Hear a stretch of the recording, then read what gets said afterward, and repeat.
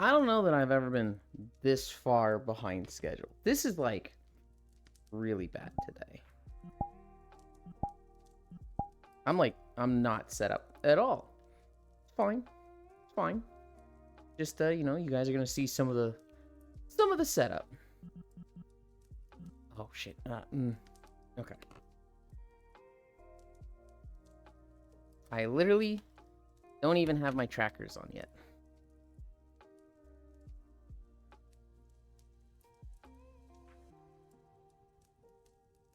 Yeah.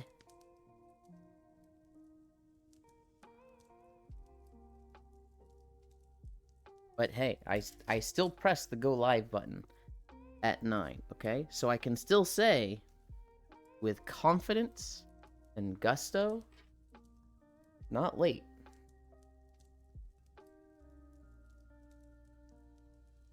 Alright, I have one tracker on. You guys hear the Velcro? Doesn't seem like you can unless I'm like already talking. Alright, 2 trackers.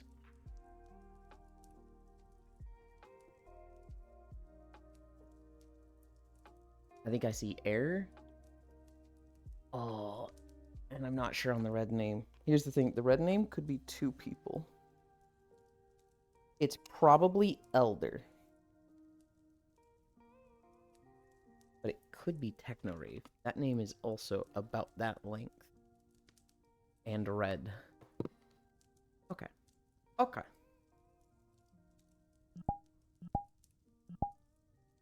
Here. Calibrate.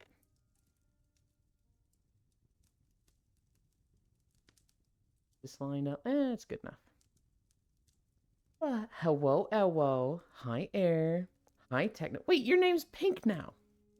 I wish it was me. I'm stuck in college class right now. Your name's Pink now. That's cheating. That's fine. T-pose on the haters. Hi, Ants. Hi, Smug. Where's this thing? Please grab the mirror. Alright. Pins 3, behavior. Oh, and my expressions are off too. I had a conversation with somebody, and not to throw them under the bus, it's 100% my fault. But I had a conversation with someone this morning that took away from a lot of my time. And then before I realized it, it was like 8:47, and I was like, oh no! Oh shit!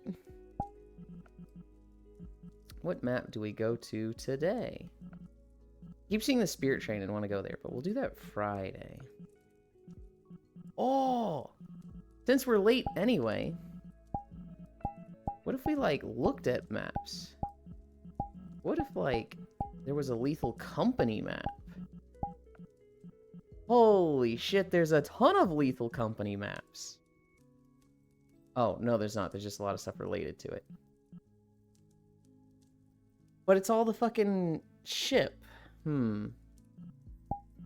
Lethal Company experimentation.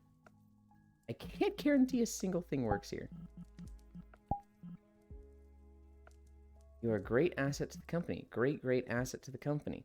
Semi-functional recreation and experimentation of the... Okay, okay. Let's try this one. Let's see if it doesn't suck. Portal. What am I helping you with?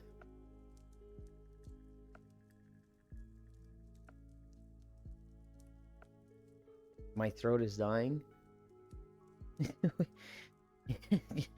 Yeah, okay. Obligatory, I've got something for your throat. You do be a pink bean, sup? Hi, oh, that's the bot, Octomage. Hi, Trogdor. Hi, Octomage. I'm getting you to you, North Prince. I gotta be able to, do this. Damn, already comfy time. That's crazy. Oh, God. Balls, Zealand, did you see the Mpreg post? No. Fucking what? I was running there, but currently dying. Evelyn Elder. Alright. They actually Welcome to your first day on Door the job. controls can't This stay is your closed very own forever. pilot ship, where you will eat and sleep for the Night. duration of your contract. When is it open? Make yourself at home. We have to To fucking... complete the onboarding process, you will want to check the instruction manual and sign into Yeah, your ship. pull... Oh. Okay. That guy was not kidding when he said he doesn't guarantee stuff works. They fucking launched me.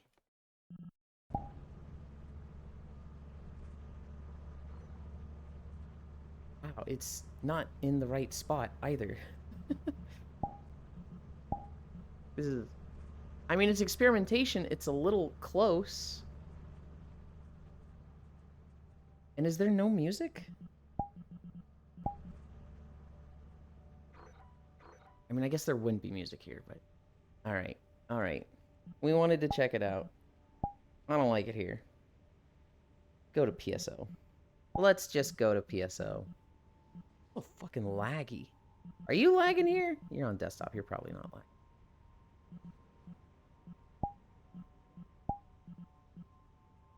Friends. Drop portal. Maybe at some point I'll check the other Lethal Company maps. Hi, honey. Hi, Kumi. Hi, Cairo. I thought Yulin was going to be a great asset to the company today. We will be, but after stream. Koyo will be streaming Lethal Company. And we're going to join him for that today. It'll be Lethal Company for like 7 or 8 hours. Unless we just eat shit at like 4 or 5, but... Hi, North Prince. Chat, do this. Yeah. Where the nutsack is this? That was experimentation from Lethal Company. You know, let me catch up on chat and then set up. Hi, no smile, SMH. Was it Cairo? Did Cairo distract you? It was Luton, actually. Hi, North Prince. Then look up Repo. There's no way there's stuff for Repo yet. Damn, already company time. That's crazy with the nutsack. I sent a Reddit post about Mpreg and memes from like 14 years ago. Just the Lethal Company game Mac. That's pretty old. Oh yeah, I've been there. I remember the pen placement. Ecom. Oh, I thought Yulin was going to be a great asset to the company today. Cairo. Wait a minute, this guy's selling the not stretch. Who the fuck is Kyo? I love this music. I might have to be Mur for Lethal because I can barely talk right now. That's fine, that's fine. Hi, Eric. Mur from Impractical Jokers. Okay. Alright. This is the stuff I like to do before going live. But, whoopsie. Nope, not that one.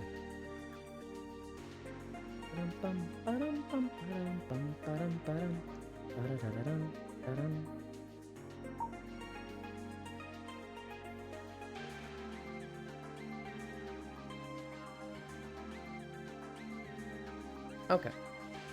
That camera set up.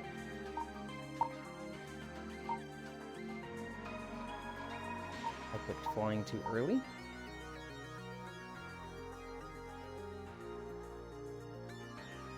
Flying here, yeah.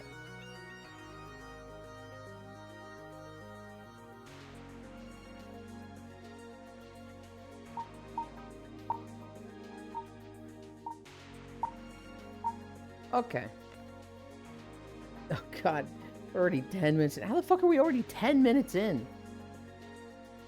I want to join today, but I'm so freaking eepy. Hi, Jer. Hi, Fishy.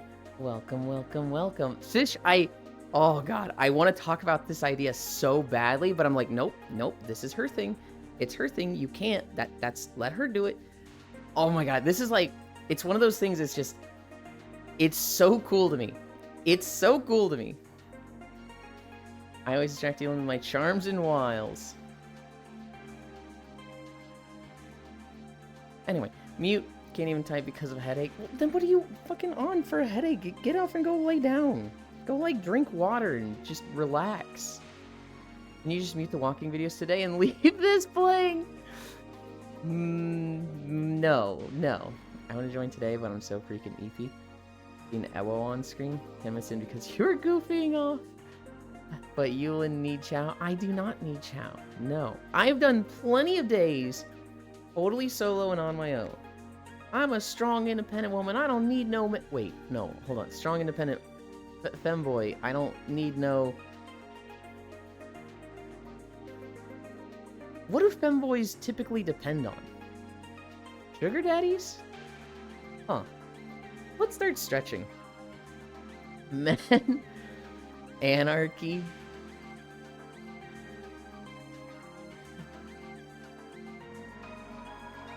Anything they want. Hi, Devilgated. You depend on a lot, alright. Wow. Look you. Yeah. Oh, oh, oh. Do I look like a sugar daddy? Bitch, I can barely afford myself. You look like somebody standing in the middle of my camera right now. Go stand there. Go stand like right there. Thank you. I am actually genuinely worried though. If you have a headache and a dry throat, like, should you, like, maybe just relax? You don't need to be. I guess you're a desktop, so it's not really that much effort for you to be here. When I have a bad throat and people, okay, I'm about to kick you. I'm about to kick you to make you go relax so that you're not here. What are you doing? Anytime I have you can't follow that question with let's start stretching. Anytime I have a bad throat, there's this candy called Cream Savers. C-R-E-M-E. Those feel so good on your throat. It's like, you know when you have a scratchy throat, Jolly Ranchers are pretty good? This is like ×3. They feel even better than that. Cream Savers are so good. Oh, I'm so happy to see somebody actually knows about them. They were discontinued in 2014. And they came back in like 2019 or 2021. I love those things.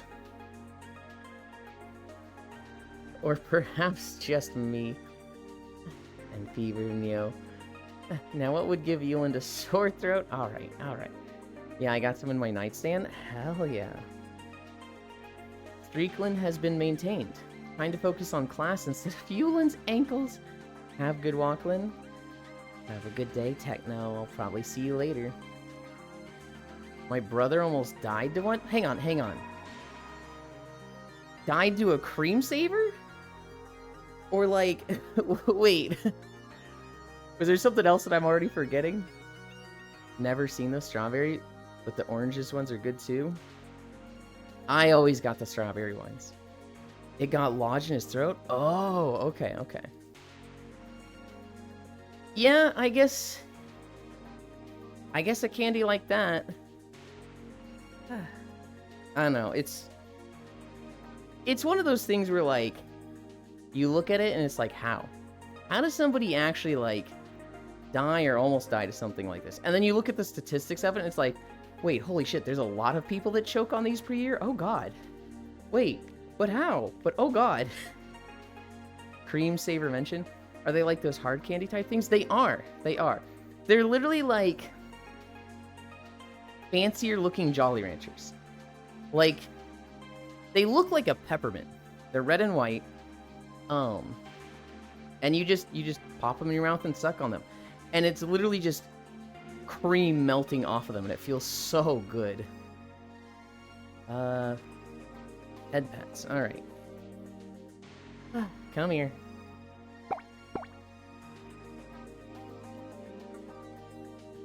They're like peppermints with creamy. Yeah, yeah.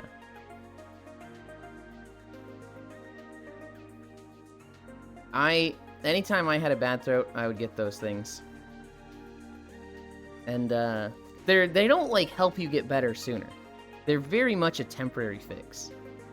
But it is instant relief when you have one. And decent.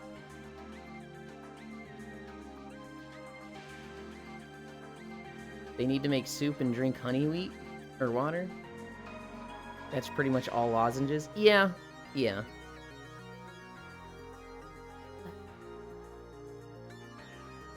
Muffin be stealing all peppermints. Hi, Mixie.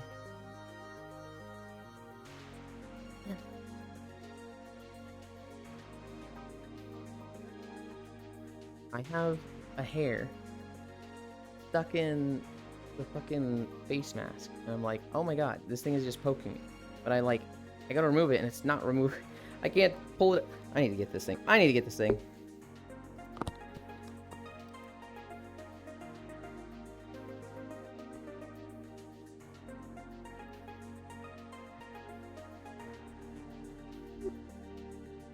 Oh. I just realized I muted in VR chat, but not OBS. Whoopsie.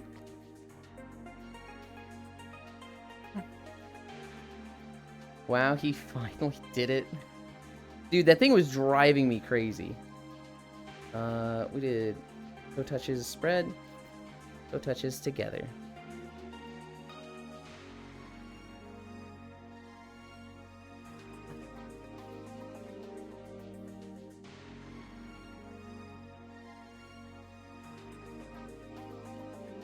Ow, ow, ow.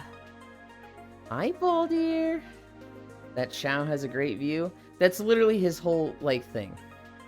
Air shows up, I start doing the bendy stuff, I'm like this, and he just goes back there. No stopping him. Completely shameless. Whatever. I'm happy to have someone here with me. Except for when he's sick. I'm mad at him today about that. IRL would be better, though? Okay. Can't blame. Hi. Would you stop him, though, Ewan? I have been thinking about it today. Because today he shows up, Baldir, and he's like, my throat hurts. Also, I have a headache. Also, I have a fever. Also, I'm bleeding out. And it's like, dude, what are you on for? Go rest. Okay. North Cutie. I was watching, Baka Tsunami this morning. North Prince. Who's the other? Fuck, there. It was North Prince, me, and someone else. And I can't remember who it was now. But we were watching Nami play this kind of horrifying game. It was a demo for, do you guys remember that game everybody was playing like 5 months ago? Where you combine the words? And it was like, it was just every word possible. Smile, it was smile. You combine every word, so like, you can combine friend and boat and get friendship. It was a game based on that. But it was kind of talking about the abuse this girl was going. I think it was called like My Name is Nima. And I really want to suggest that game to Koyo, because he spent a shit ton of time playing the one 5 months ago. Once. 1, 2, 3, 4, 5. 1, 2, 3, 4. Yeah, I miss Smile, North Prince. We gotta wait for his daylight savings in like 3 weeks. And then we'll see him every day. But until then, it's just too late for him at this time. 1, 2, 3, 4, 5. 1, 2, 3, 4. God damn it, I don't have a lick emote. Okay, buddy, alright. Baldir blush and Cairo hug.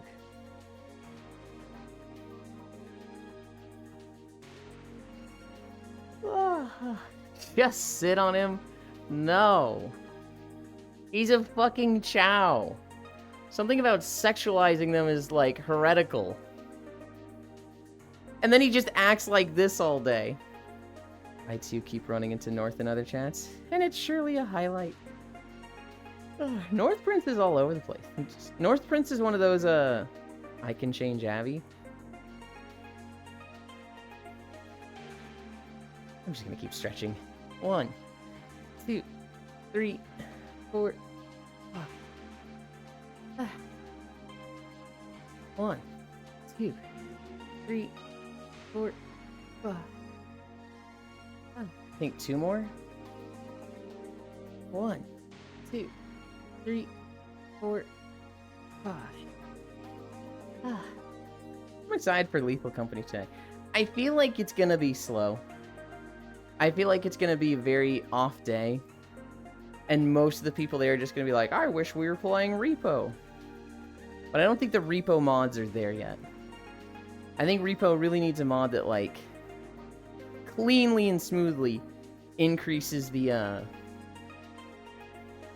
size of the team you can bring. Because I think it's set to 6 by base.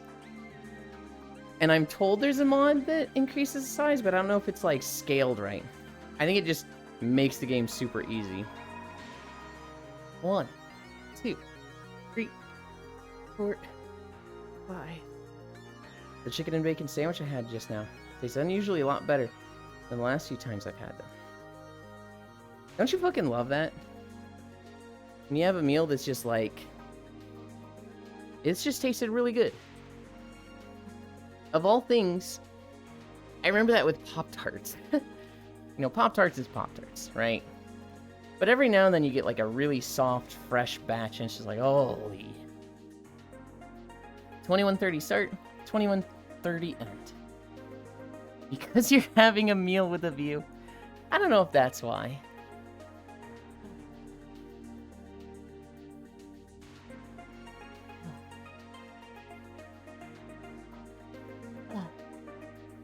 Straight back. It is straight!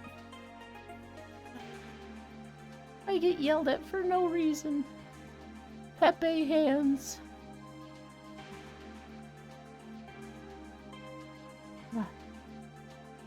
Insert straight joke here. Toes to the ground, sir? What do you mean, toes to the ground? They're literally on the ground. I'm surprised you like Pop-Tarts. They ain't got no flavor other than chemical. Wow. I do love Pop-Tarts. I could live on them. However, they are pure sugar and one of the super unhealthy foods you can find, so it's just like, yeah, we don't eat these. Face down, ass up. Hang on, buddy.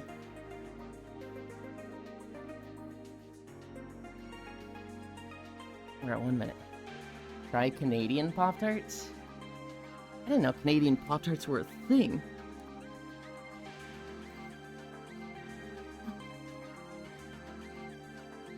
Almost halfway. Almost halfway. 4 more seconds. Alright. 1 more minute, 30 more seconds.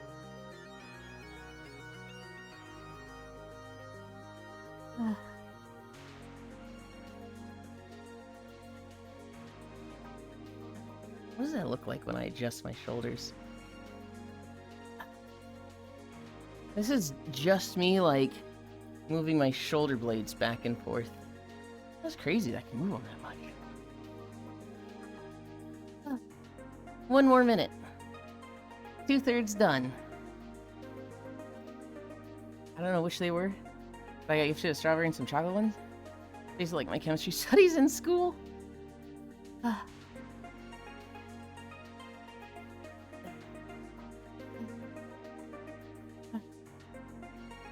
Well, the strawberry one was probably just strawberry. The chocolate one, that could have been like 5 different ones. That could have been s'mores. That could have been cookie dough. That could have been hot fudge. 30 more seconds. Yeah, Canadian Pop-Tarts have different ingredients usually. 20 more seconds. 15. 10. 9, 8, 7, 6, 5, 4, 3, 2, 1, 0.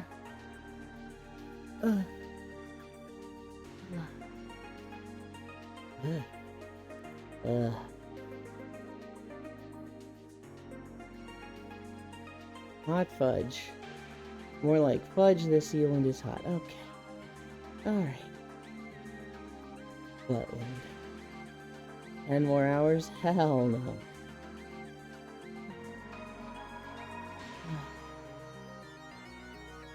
Man, Octomage is so right. I just fucking love hearing this music. Like, just brings me back to middle school playing Phantasy Star Online episode 1 and 2. Fucking rushing home to my GameCube. Grinding the forest on Ultimate to get the dual sabers that I'm never going to use on my Ranger. They were just fucking cool.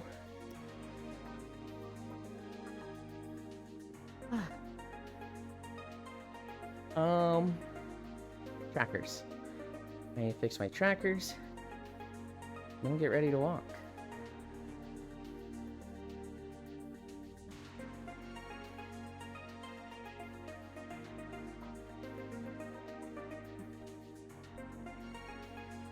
Alright. In middle school, I think I was playing Skyrim. I think that came out when I was in college. What was the year Skyrim came out?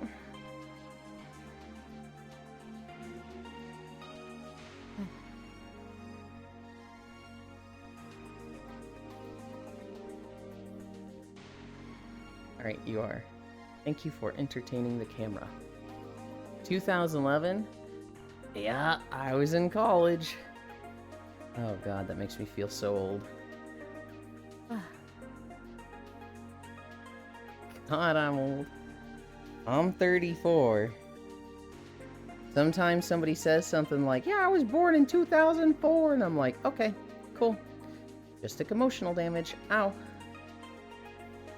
What the hell is this? Oh.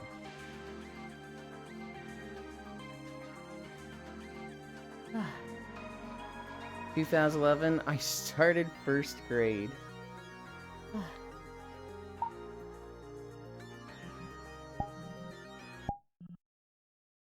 Let's start walking.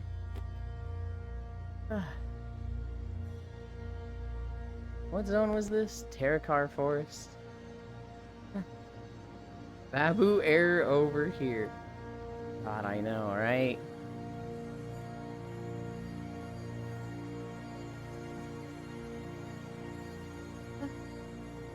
November 11, 2011. God, I'm old. Boomer, Cairo. I can't wait to be in my 60s queuing with 22-year-olds. Cairo, you're literally going to be that guy. The grandpa playing basketball with his grandsons.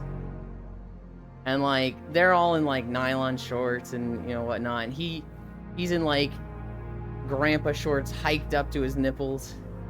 He's playing basketball with him, and he goes under the net. And he just throws it up and then, like, turns left. And the kid doesn't see it at all. Or no, he puts it on the ground and goes to shoot like this, and the kid starts looking. And then he just picks it up and sinks it. Walks away. That'll be you. Hopefully.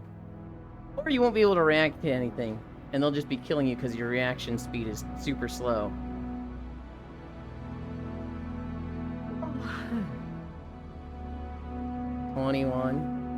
You're like, what, 19 now? Close, I guess I'm only 4 to 5 years older. Hi, Bacon!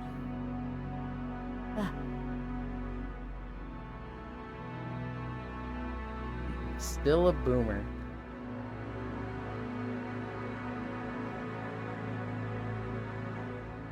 I remember a few things of this zone when I was first going through it. I mean, I've been through this zone like 20 times because it's so ancient. But I remember my very first time. I got here in my druid. I'm level 63, 64.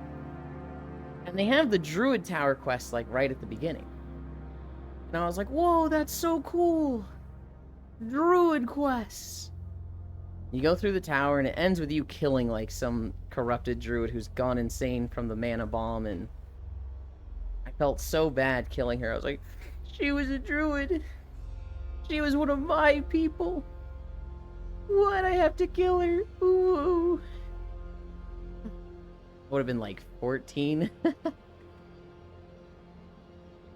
god, actually maybe 15.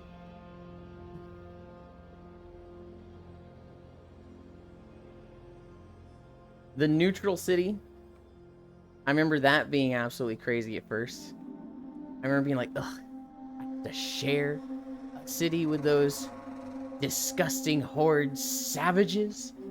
I have to share a city with them? taken the Alliance Horde RP just as part of my personality back then. But like, I would play Alliance and then just get on my Horde characters and have the same hatred for Alliance players. Oh god.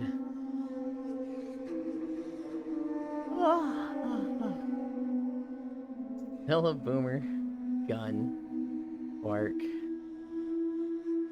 Ah! I'm realizing something. I did not copy my notes in my notepad. I just brought up my notepad and it's a fucking blank page. Oh, hell no, Cairo. Gonna be like that. Gonna happen to you too, Hunt. Can I copy this? I can. Copy text. Oh my god, I'm actually copying something from what happened. You said the can't wait to be in your 60s, queuing with 22-year-olds. And Huntera just read that and kind of shuddered a little because they're realizing they're going to be in that same situation.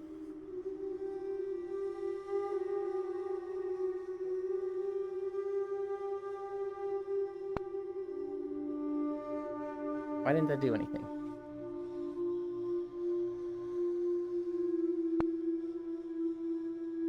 Do I have to... No!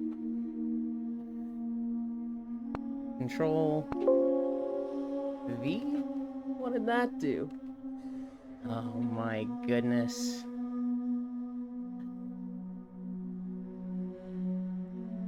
Paste. Hey, I got it. Okay. I don't know about you guys, but I have the hardest time copy pasting anything from NVR. So we have a fucking lean going on. What is happening there? This tracker's not in the right spot. This is what's happening. So I guess we're gonna turn this off and replace it.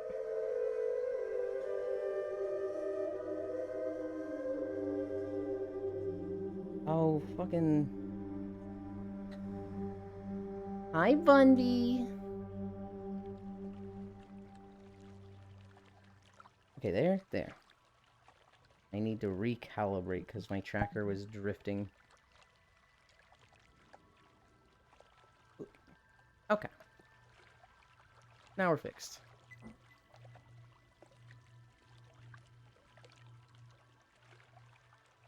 How fast is that? That's 2.5? Okay. Gonna retire and then slam ladder in some game? There's already a huge gap between 22-year-olds and me. Yeah. Yeah. I never stood a chance. When I was that age, I was like... slow reaction, outgunned, out-aimed by everybody. I've only done well in games where it's more strategic. And there can be execution, you know, mechanical skill. But it's less of a reaction thing and more of a, I'm going to do this, and do my combo, and get out, right? If it comes down to, like, let's say League of Legends, and I'm playing an assassin character. I jump on somebody, and I have, like, a quick 5-hit combo that I need to do as fast as possible. The moment there's, like... I want to say interplay, but I'm like, that sounds wrong. The moment there's back and forth and I need to be pressing buttons as a reaction to them, I'm gonna fall apart. Blue. Your first name doesn't so happen to be Ted, would it? Just kidding. Oh my god. Hi. Done behind. Distant cousin. I'm innocent, I swear.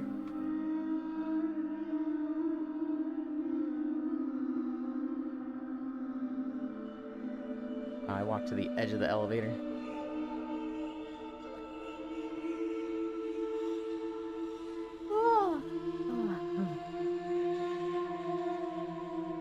And I'm just like...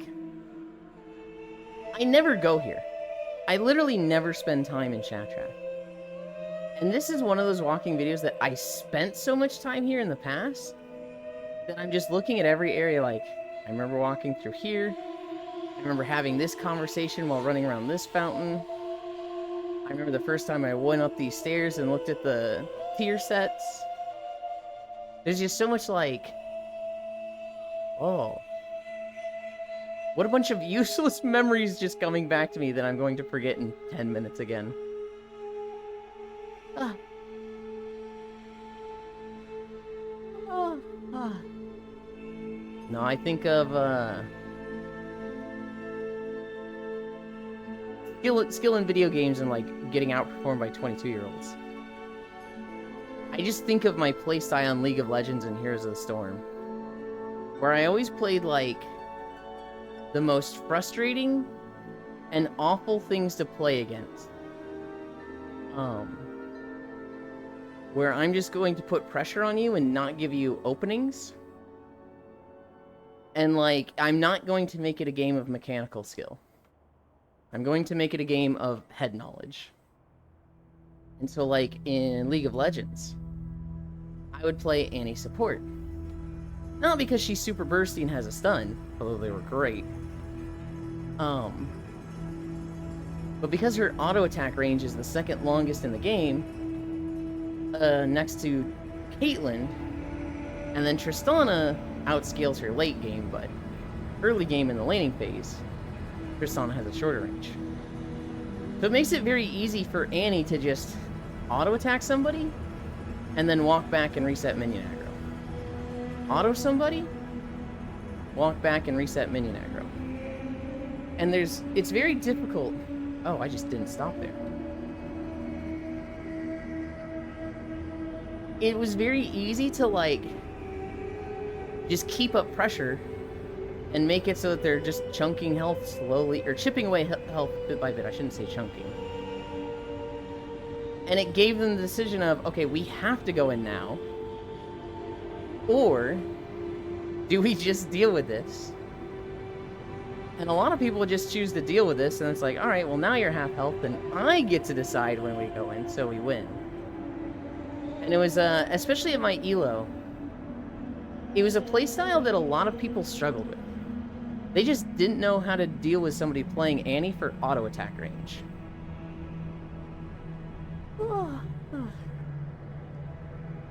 I just remember running around it on circles for hours while chatting to guildies on Vent.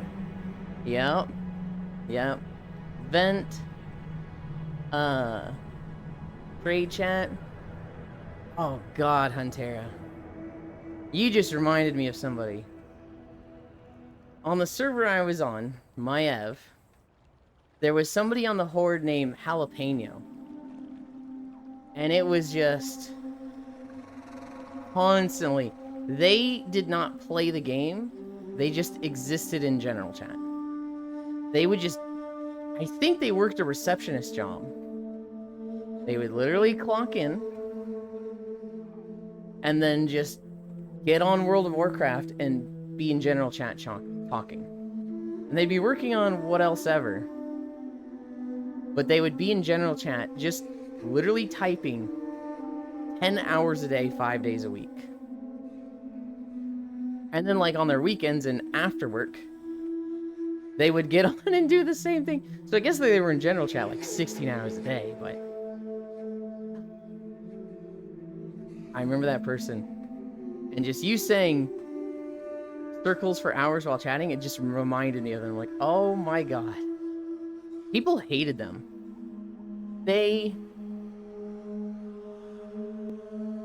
I'm not gonna say they were a malicious person. Though they did kind of, you know, have a rude air about them. But they were very much like...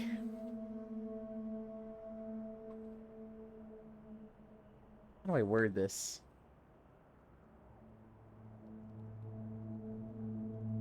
They would very much just talk shit all day. Just all day. And people just were... People would get so mad and be like, shut up, just stop talking, shut up. And everybody would be like, just block them. They'd be like, yeah, idiot, just block me. They'd be like, I did, but I see everybody talking to you. I can't block the whole server. I'm literally at my limit. I don't know what to tell you, buddy. Collecting useless memories is my favorite pastime. Benoylin. Then do dailies and repeat. There was a period in Burning Crusade where I was getting way into WoW. And I let my grades slip. Before high school, my freshman year, my grades were really good. I had straight A's and B's. And then I got to freshman year and my grades dropped a lot. And I had a D in a class. My parents were like, okay, the problem is video games. You need to learn self-control. Until you have all C's and above, no computer time. You're losing all electronics until that D is no longer a D. And this was a problem for me. Not because I was so addicted and because I was missing my WoW time, although kind of. Trap the elevator boss. This was a problem because I had recently made a pact with my friend. He, his brother, and his dad were putting their gold together to buy their epic mounts. And so they would all do their dailies every day. You know, get like, I don't know, 30 gold from it. And they would all send that to the dad. And the dad, when he got 5,000 gold, enough for the epic mountain flying, he would get that. But then he would keep doing dailies and putting that money in the epic mount fund. And then the older brother would get that. And then they kept doing their dailies, and then the youngest brother, who was my classmate, he would get it. Well, I had said, hey, that's so cool. I kind of want to do that with you guys. They're like, you can do it with us, but you're last on the list. And I was like, that's fair, that's fine. But then I got grounded like 2 weeks into this. So what I would do, and this is so bad, I would wake up at 5 a.m., do my dailies for like 40 minutes, and then turn my computer back off and go back to sleep. And then my mom would wake me up at like 7. And they might have known. They might have absolutely known, but were letting me get away with it. I don't know. But I did that for like 2.5 months. Literally just doing my dailies, because I wasn't allowed to play more. And sending the gold off to my friend. SMH Rebellion. Loopholes, baby. It wasn't even really a loophole, it was just me breaking the rules. After that, so I get ungrounded, and I keep doing it for a week, right? You know, I keep doing the daily, sending the gold off. My friend's dad text messaged, because I had his phone number because he was a chaperone on a school trip like the year before. He sends me a text message and he's like, hey dude, we're all really bad at this. You're like the only one sending the gold in. So we're not gonna do this anymore. But like, since you've done the most effort, we're just gonna give you what has been earned. So here's like 4,200 gold that was built up. It was mostly you. Stop sending me gold. And I was like, are you sure? I can keep doing it. Do you want me to get mine and then like keep sending you guys gold? And they're like, no, this is yours, dude. We feel really bad that we haven't been doing this at all. We'll see you in game. And I was like, okay. So I got ungrounded, and then like a week or two later, I got my epic mount. And then I was a druid, so I didn't have to pay for the mount part of it. I just needed the flight training. And then I got the quest. And then I hit up the Netherwing dailies. Yup. I don't know how I even dragged my ass to school the amount I played or even passed. My freezer was open? No! How long was it open? Mount training Ponzi scheme. Oh boy, walking time. Hi, Joe. Oh yeah, the fucking Netherwing Drake grind. I actually didn't mind it. I had fun with it. Now, maybe the part of the reason for that is that I was a druid, and I could go cat form and stealth through the mines. So it was very easy for me to get Netherwing eggs without fighting an army in and out of the mines, right? I could just go in, stealth around. I could, like, instead of just running circles in Shattrath, I could go stealth around the mines for 2 hours while talking to people. And walk out with, like, 8 eggs, right? And so it was a lot easier for me to collect a rep now that I think about it. I like the Netherwing stuff. I love the races. Oh my god, the Netherwing races were so cool. Holy Priest cry. I love being a healer in WoW. That's like my most fun role. And I love how people treat you when you're a healer. But my god, do I hate how fucking shit at healing I am. I'm so bad at healing. I'm genuinely just the worst. And I know why. Healing is a very reactive thing. It's a very, like, do these filler things when you're not healing. And then when people need healing, do the healing. And I don't like reactive playstyles. I like having a sequence that I just work through. Yulin by mini healer. You will get good at healing. I could probably get good at healing. It's just not a mindset that I like. I don't like reactive playstyles. I like moving at my pace. And so, like, as a healer, I just want a good output at all times. And then, oh, stuff is happening, I use cooldowns. And that's just not the way healing is right now.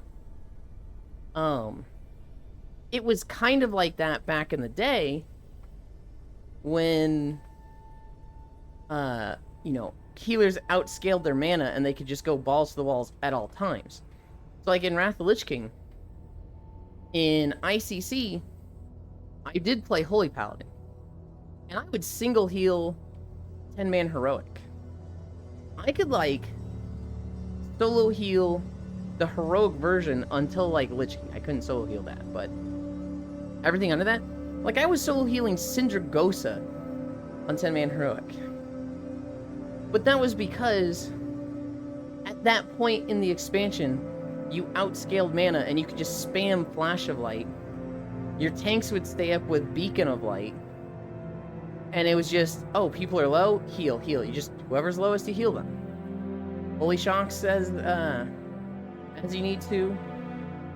It was, I don't want to say easy, it was kind of easy. But it was like a very, this is what you do, just do that. It was one mode. Now, healing is very different. Healing is very much spiky. And you need to be doing things to, like, quickly top people off. But you can't always be like that. You can't always be doing that. You know, there are times where everybody's topped off. So you should be doing damage. There's times where maybe everybody's topped off, but damage is coming, right? In the next 10 seconds, a big mechanic is going to go off. And you should be setting up your healing. Setting up heals is something that I do not have a mind for at all. Also, I need a drink.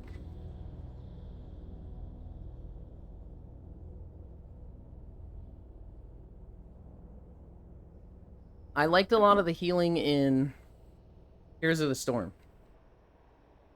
Because in Heroes of the Storm, there were two kinds of healers. There were moment healers and throughput healers. YouTube?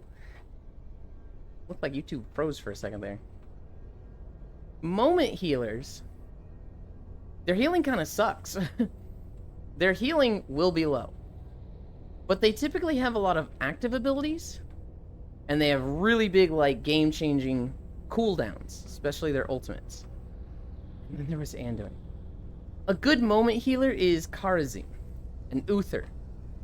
Their healing is genuinely trash. But when the fight happens, they can deny so much damage and just outright save somebody that it turns a fight around, right? A Greymane and an Illidan could jump on a Vala, and Kharazim could just be like, this person takes no damage for 3 seconds, and then they've used their burst, and you turn the fight around. That is a very, like, impactful moment healer. I don't like those healers. I'm not good with them. Throughput healers, I'm good with. Brightwing, Lucio, Alexstrasza, Stukov. The healers that are like, if we're in a poke battle, my team poking and your team poking, I'm going to heal so much that I can handle poke. But they can't handle engage as well. You know, Lucio, there's constantly healing going around him. And it doesn't cost mana. But when people go in on him, he can boost his healing for a few seconds. But, like, if a Greymane and an Illidan jump on his Vala, he's probably not saving them. He's just not gonna save them. Morales is very much a throughput healer. She just keeps healing and healing and healing. This target is functionally unkillable until the Elvar is empty. Morales is a weird one. She's kind of in the middle. She's a throughput healer. And she has decent, like, momentary stuff. But, like, there's healers that are going to outlast her. If you play Alexstrasza, and you play Lifebloom build, you're not going to run because you're literally not costing mana or health. Whereas Morales, she has, you know, a limit. She can only heal so much, and then she's like, I am we need to leave. Who's another good throughput healer? Stukov can kind of be crazy. He's a really good, like, AoE throughput healer where he puts the healing virus on people, and if he builds for it, he can spread it infinitely, which gets a little nutty. Lucio and Brightwing are definitely throughput healers. Their healing is passive. It just never stops. Depends really on fight cadence, to be honest. You have to pressure Morales constantly. Keep enough in the tank to secure a kill. Or you're just not doing anything at all. Yeah. Yeah. I personally love Lieutenant Morales on the enemy team. That's one of the easiest healers for me to deal with. Because anytime I'm worrying about healers was when I was playing Butcher. And Morales is just free meat for Butcher. I always took the Furnace ult, pop Furnace, charge Morales, she throws the grenade, it does nothing to me, I go right through it, I hit her with the charge, Furnace goes off, auto, Q, auto, she's dead. Every time. And so, there's other healers that, like, as a Butcher player, were nightmares to deal with. Aurelia, Kharazim, Uther. The healers just say, I'm shielding this target and you can't kill them. The Butcher damage is very predictable, but it is a lot and undodgeable. But it's predictable. If you have something that just stops that damage, I cry. I just cry. President just pop medevac to disable the charge. Uther is peak irritating. I have seen a Morales try to pop medevac once. They didn't get it off. The charge hit before they... Because I would flank on Butcher. I wouldn't go, like, straight up the middle. I'd, like, run around the side and come out the bushes next to them. And then sometimes the Morales would try to medevac. Most of them were not, like, that fast with it. And I think the few that I did see to it, it was after I'd killed them, like, 2 or 3 times, and they were like, they knew this was coming. It was like, okay, I cannot, like, I just gotta get the fuck out of here, Butcher's killing me. medevac, but it does come fast. The mage not running it down mid as Butcher. I played a very passive and then a very aggressive Butcher. I hate losing meat. So what I do is I take the talent to get meat, or to do more damage with Q to minions. And then I just run between 2 lanes collecting meat. Show up to a lane, Q the lane, auto attack 1 or 2 things, Q it again, get all the meat. 6 to 7. Run to the next lane, clear their minions. Run back to that first lane, clear their minions. You wants all the meat. I'd play that, and people would be like, oh, this guy's such a skittish Butcher. He literally is just avoiding fights. Because, like, people would be chasing me. They're like, we can't let Butcher get his meat. They weren't thinking of the minion meat. They'd be trying to deny me kills. And I'd be killing waves so fast that typically I could get, like, 4 to 5 before they could follow me to a lane, right? So I'd clear out a lane, or, you know, half of it. And then the moment I'm outnumbered in that lane, I'm leaving. I mount up, go to a different lane. And sometimes you would just fuck with them. Sometimes you'd be in mid lane. They'd have 2 people following you. You'd go south. You would then go closer to your base and go up and go all the way to top lane. And they'd show up in bottom lane and be like, where'd he go? He hasn't gotten here yet. He must be in the jungle. And they'd just be like checking the camps, and suddenly you're just top lane, just like, oh boy, there's like 2 or 3 lanes built up here. So much meat. Objectives happen, and like, I play very skittish. You know, at this point I'm like 40 to 50 meat, and the first objective spawns. I might just let it go as Butcher. Depends on if we're winning. If we're winning, I'll probably show up and try to get, you know, a kill or assist or 2. But I'm not charging it. I'm not initiating as Butcher until I have my quest done. By the minute 7 to 9, I've got my quest done. And at this point, I'm going ham. If there's a squishy, I'm using Furnace, and I am charging them. And usually I'm killing them, because a quest done Butcher is fucking scary, right? And for a lot of people, it was like, how the fuck does this Butcher have his quest done?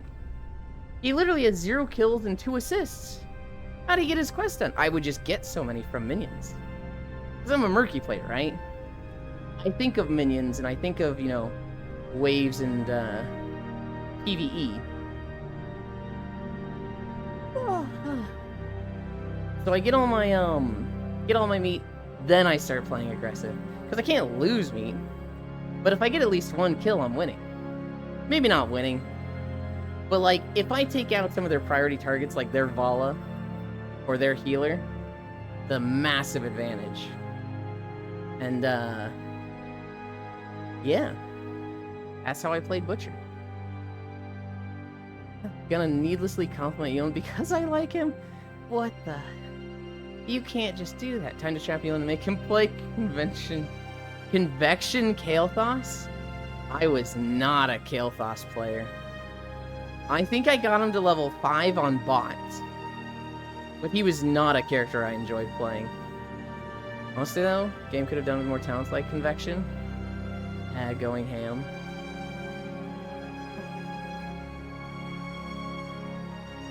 Murky was my best. After that, there was Dehaka, Butcher, and Leoric, and Sona. Those 4, I felt really, really confident with. After that, there was a bunch of characters like, I could play this good, but not in every situation. I was good with Cassia like this, Lunara, Tyrande, Alex, Stukov, Lili, Nova. Actually, Nova I was not good with, but I had a build with Nova that I would take in very specific situations. If the enemy picked Garrosh, I would pick Nova.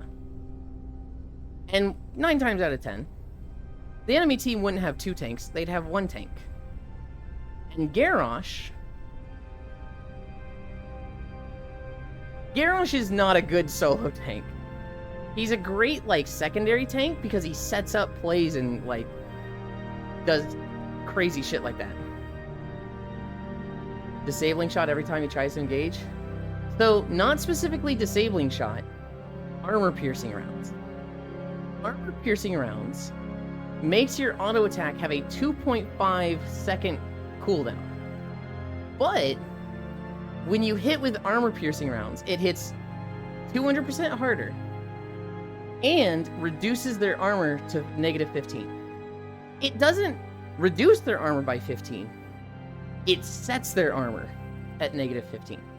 So the way Garrosh works is, the lower health he has, the more armor he gets. And he maxes out at like 35 armor or something. Or 50 armor, I don't remember. But you literally just remove that passive, and it sets him at, like, as long as you're hitting him, -15 armor. And, like, these Garroshes didn't understand that. They thought I was awful because I'm not taking out the squishies, I'm just going for them. But they literally just run in, trying to grab somebody, and fall over like a wet paper bag. And, like, I had one Garrosh player. I probably had a few that knew how to deal with this, and they were like, oh shit, you know, we lose this game because this guy's countering me so hard and I can't do anything. I had one guy, he was playing so skittish, he was like not really engaging, and his team was just losing objectives and pressuring, and he messaged me after and he's just like, I hate you so much. And I was like, hey, I'm sorry, but I like ranking up. But most of the time, you'd see a Garrosh player, and they just didn't know. They just didn't understand the armor thing. They'd run at your team, you'd auto-attack them, and then, like, I don't know, the dual blade variant on your team would just shred them in 2 to 3 seconds. And it was like, God, this feels so good. God, this feels so fucking cruel, but, like, I'm fucking winning this game.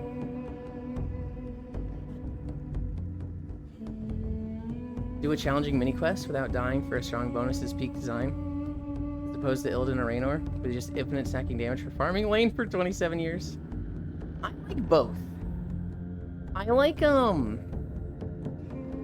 when there's multiple things, right? Like, I really like infinite stacking stuff, but I do understand quests. And, quests that, like, do 100 of this and get a massive payout, I do think that's a good design. I think it's risky, though, and, like, it undervalues early game. Early game is such a huge part of MOBAs that, like, you can't just, you know, you can't have a quest on every champion. If you did, then everybody has sacrificed their early game, and the team that's winning early is gonna win late game. But, like, it's not like this just always wins, because if you had a team that takes early quests like that, and then a team that doesn't, very likely that the team that doesn't take those quests, just wins, because they're so much stronger early, right?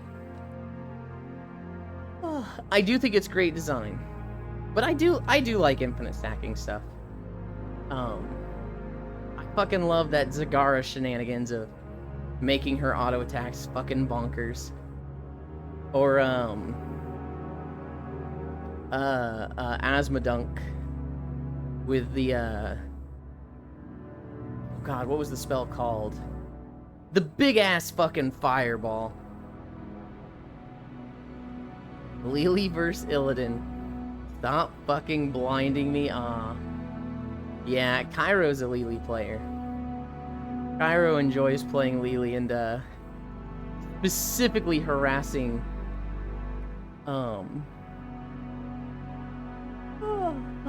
Illidan's with that. Globe of Annihilation. That's it. That's it.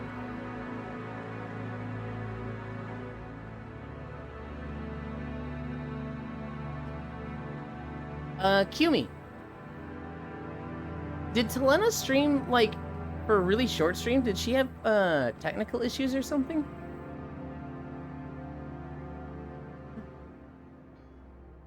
I just saw that she raided Shocky. And I'm like, hang on. I don't know, I didn't get to tune in.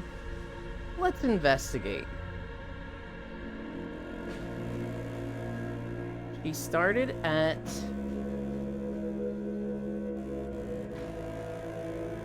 She started at 9:12. And she raided at 10.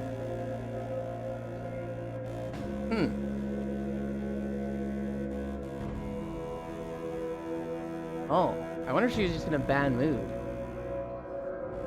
Somebody was talking shit.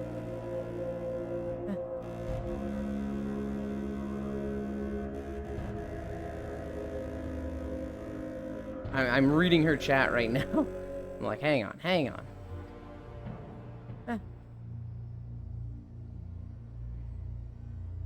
No, it seemed like she was talking about something, and it wasn't anybody in chat specifically. Mic proms? Elin stalking Talena? Oh, Talena had mic proms? Okay. Yeah, she's got the new... She's not the new headset, and it sounds fucking atrocious. So I'm guessing she got a new mic to go with it, and that wasn't work. I'm not stalking Talena. I was curious what happened. I hopped in there, was gonna open the tab. Got sidetracked by IRL stuff. By the time the hot stuff started, it was done. The last few minutes I wasn't tabbed in. She has a goal to stream 100 days this year. That should be hittable. If she streams 2 times a week, she'll hit that.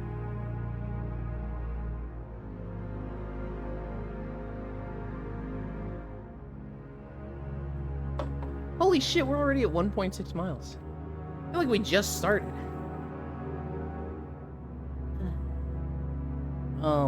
We've got Lethal Company today. I was talking to Luton about it earlier. And he really wants to join us. The problem is that it's at his stream time. And this might just be a me thing in my head. But I'm very much like, I don't want you to stream it when you're meeting all these people that are running this thing for the first time. I think it'd be better if you were there once, got to meet everybody, and then maybe streamed it next week. But like, that's really difficult schedule-wise for him. So it's like, ah, shit. How does this work?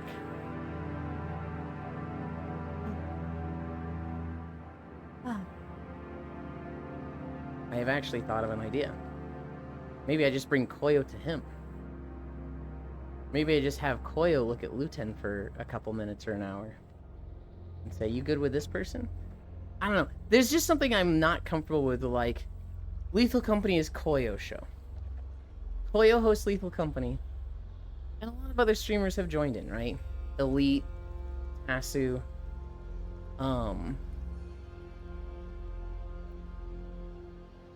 Pyro. And I'm hesitant to be like, hey, here's another streamer, add them to the Knock Together thing. I'm very hesitant to just do that when they haven't met Luton yet. But I was watching Luton this morning.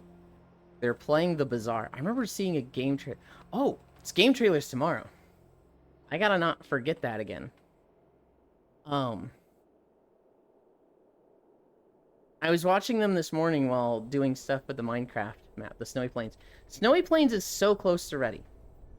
It's so close to ready. It needs lampposts and maybe just a teensy bit of terraforming. But all the landmarks are done. I finished the village today. I turned Violet's tree. The boat's done. Oh no, the boat doesn't have the dock yet. It needs lampposts, donk, and just mild terraforming. And then I can record that fucking video. So maybe tomorrow. No, tomorrow's Monster Hunter. It'll probably get done this weekend then.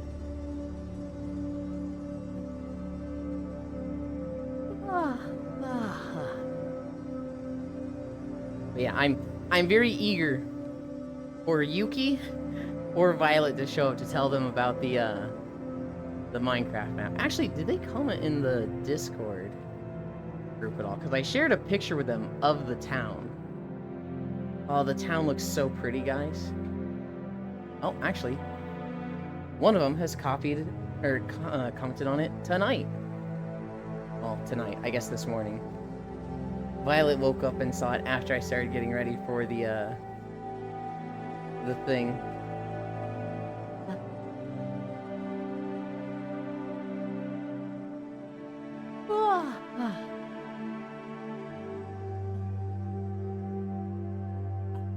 I napped in VR yesterday, right? It's one of the worst naps in VR I've ever had. I got a headache from, like, I don't know what. But I had a headache, and just, like, putting pressure on the side of my head from the headset just did not help the headache whatsoever. And so, I only slept for, like, an hour. It might have been 2 hours, and I was like, I'm getting out. I napped in VR, yeah, and the sky is blue. Listen here, Butter. Butter? I got stuck between Buster and Buddy. Oh my god, I'm tripping over my words so much.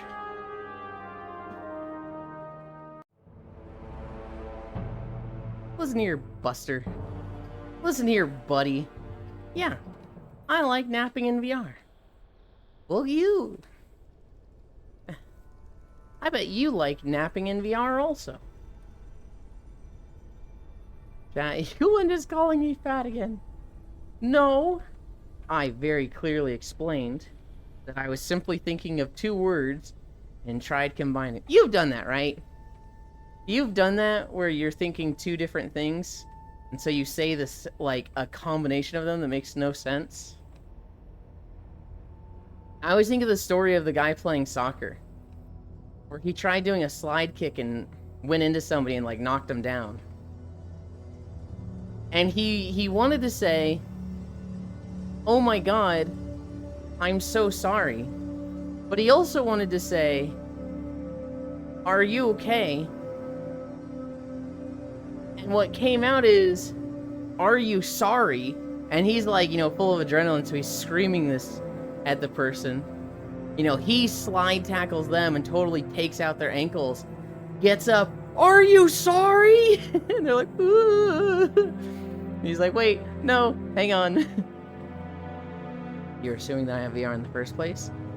I have a bad setter, so hell yeah, I've done that. I am not assuming you have VR.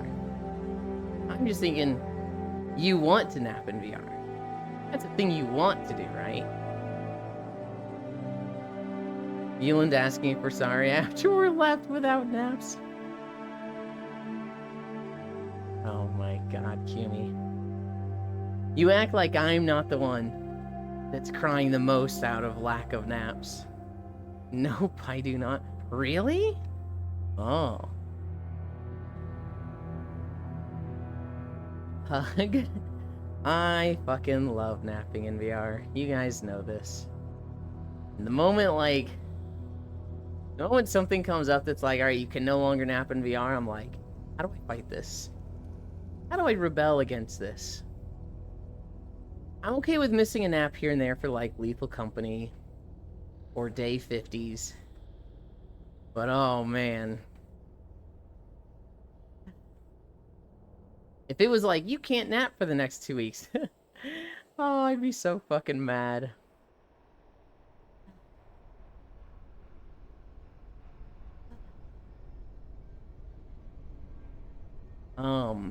Nix was messaging me last night.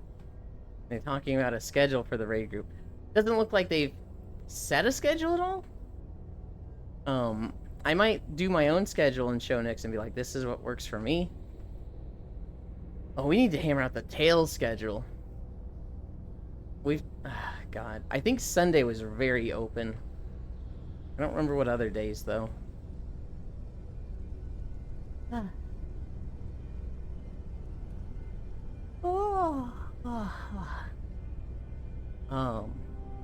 Oh my god, I'm looking forward to Tails so much.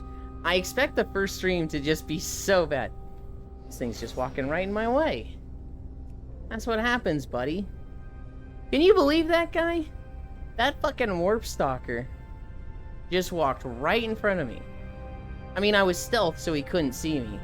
He literally didn't know I was there when he died. But the nerve of that guy, right? So rude.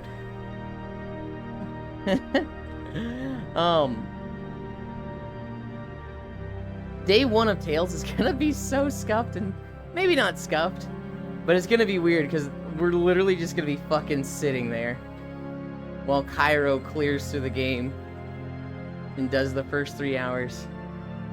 In Tales of Vesperia, the first 3 hours, they give you one character. There's gonna be like an hour of dialogue, and then maybe 30 minutes to an hour of, you know, Cairo getting in battles. Then there will be a boss fight where 2 people can play. And I think it'll be the character I'm playing initially.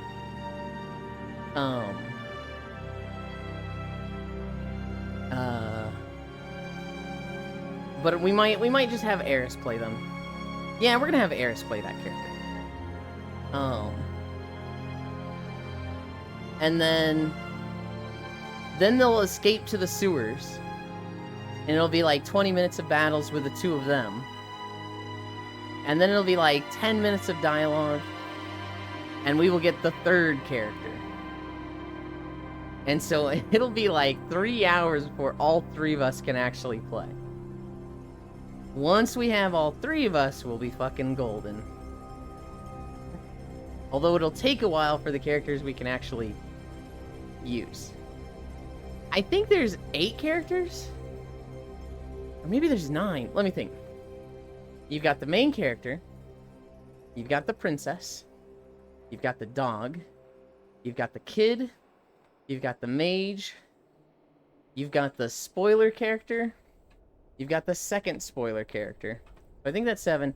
Then the definitive edition adds the pirate and the soldier. So I think there's 9 characters. Who is gonna play who?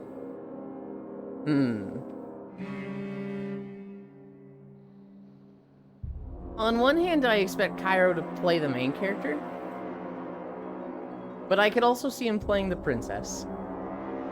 I think he said he's done that in the past where he plays like the like shit at combat.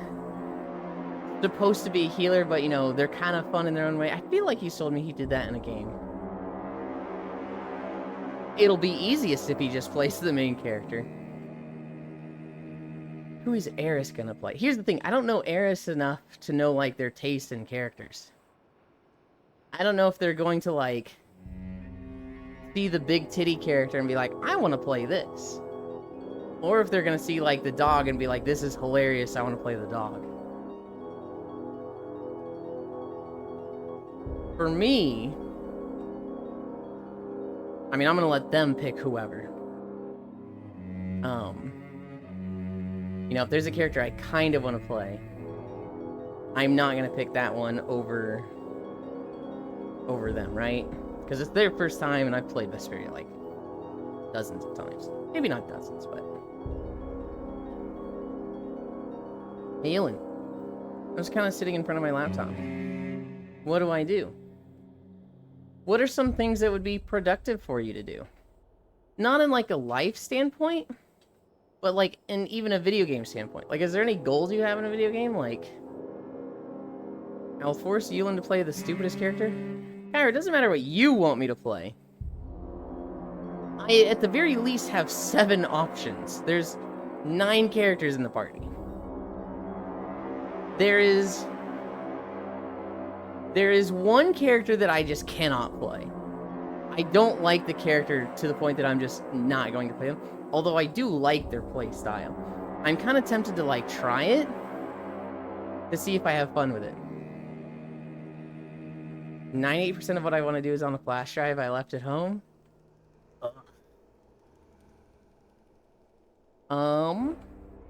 Boo.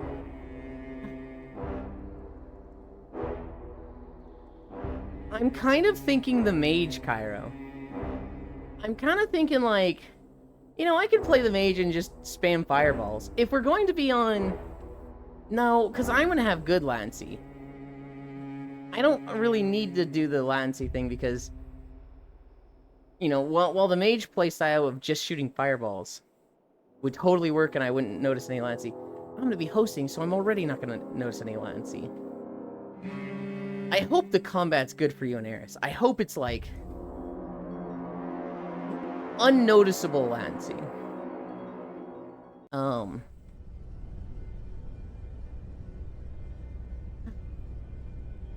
Of the 3 characters you've seen, Cairo, was there one that you really liked? Like, what did you think of the main character?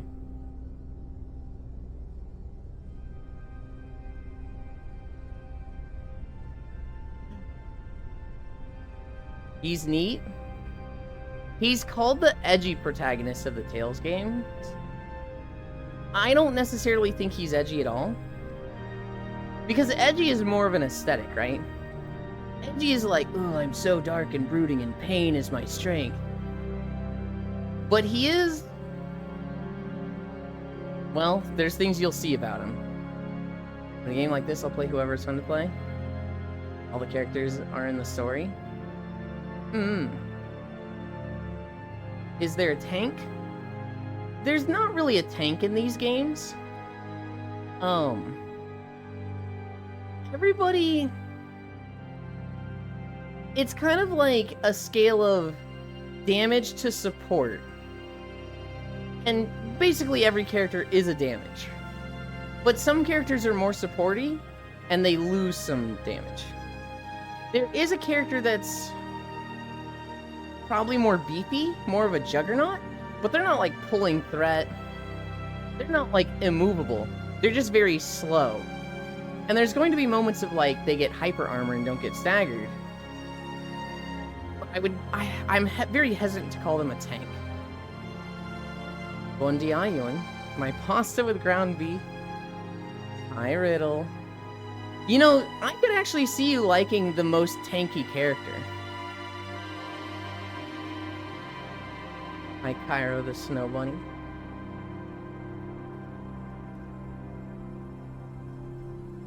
I'm hesitant.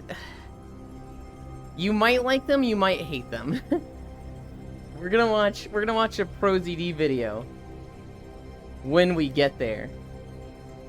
And you're going to understand this character so well. Hello, Cairo. This map looks like a 2000 game. It is World of Warcraft. Back in 2007? I think that's when Burning Crusade came out. I think Vanilla WoW came out 2004. And 3 years later was Burning Crusade.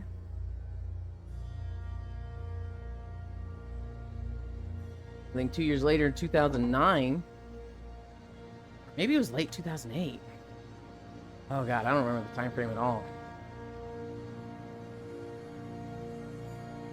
I was 3 when WoW came out. Let's see. I would have been 13. Oh yes, the only good expansion after they took a nosedive. You are so dead wrong on that, Riddle, that I genuinely am like, what the fuck is bro talking about? Burning Crusade was only a good expansion because it was hype and games were trash at the time.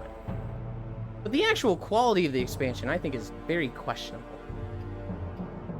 After Burning Crusade, because it was the first expansion, right? Every expansion after it. You had Wrath of the Lich King. Undeniably better. You had Legion. Undeniably better. What was another good expansion? Mists of Pandaria. Undeniably better. Bro, they kill Arthas? Yeah, and it was awesome. That'd have been stupid if he didn't die. That's what makes a lot of characters good, is when they die. There's so much meaning in death. And shit sucks when they drag it out or the character doesn't die. Look at Gurren Lagann. Episode 10, spoiler character dies. If you haven't seen Gurren Lagann at this point, I don't know what to tell you. But episode 10, spoiler character dies. And that shit carried the show. That character's death and how it resonated with everybody and how they fell apart without him was so impactful. And compare that to other shows where, like, Dragon Ball Z. A character dies and everybody goes, oh no! We'll just bring him back with the Dragon Balls. Death means nothing in Dragon Ball. It's just, like, who cares? They sacrifice everything to stop the villain. Except not really, because they just wish it all back. Dragon Balls. You would think in Dragon Ball Z they all learn fucking suicide attacks. Where they just, like, blow themselves up in the enemy. Because they're just gonna wish themselves back. The Naruto series played way too close to the line about death having no meaning by bringing characters back. Fucking nutsack. Vegeta did that already? I know Chaozu did it. Hi Zuvi, hi Violet. They can only do it 2 or 3 times, right? Only. They can only do it 2 or 3 times. Violet. I did a lot of Minecraft work last night and this morning. The village is done. All the houses have been pasted around. I really like the village. I put the picture in the chat that you saw. But like walking around it, I'm like, I like this so much. I was actually screen sharing in Cairo's Discord yesterday. And he was like, oh, this is cool, you're actually building. I looked at the tree. You were right. I did not realize that the side facing away from the road is really fucking pretty. So I turned the tree. It's facing the right way now. There was a bridge that still had lanterns. Fix that. There was a lot of stairs that still needed to be placed down, but I think at this point all the stairs are down. I think all the stairs are down now. What's left is I need to do the dock at the boat. And I need to do the lampposts. I think Yuki had started the lampposts, but they were like every 10 blocks. And that's way too common. That's fine for like a more traveled road, but I want something that's like a very rarely traveled road in the middle of the plains. So I wanted a lantern like every 30 blocks. And so that's what I've been doing. Every 30 blocks I've been placing a lantern. I've only gotten like 900 blocks in. 900 of the 5,000. So there's still a lot of lampposts to place. I think I remember a certain job I've been forgetting as well. So I might keep those in today. Nope. Because today's Lethal Company, Violet. No Minecraft work today. We should make a spooky Minecraft road for Yulin. On my world? Oh, gotcha.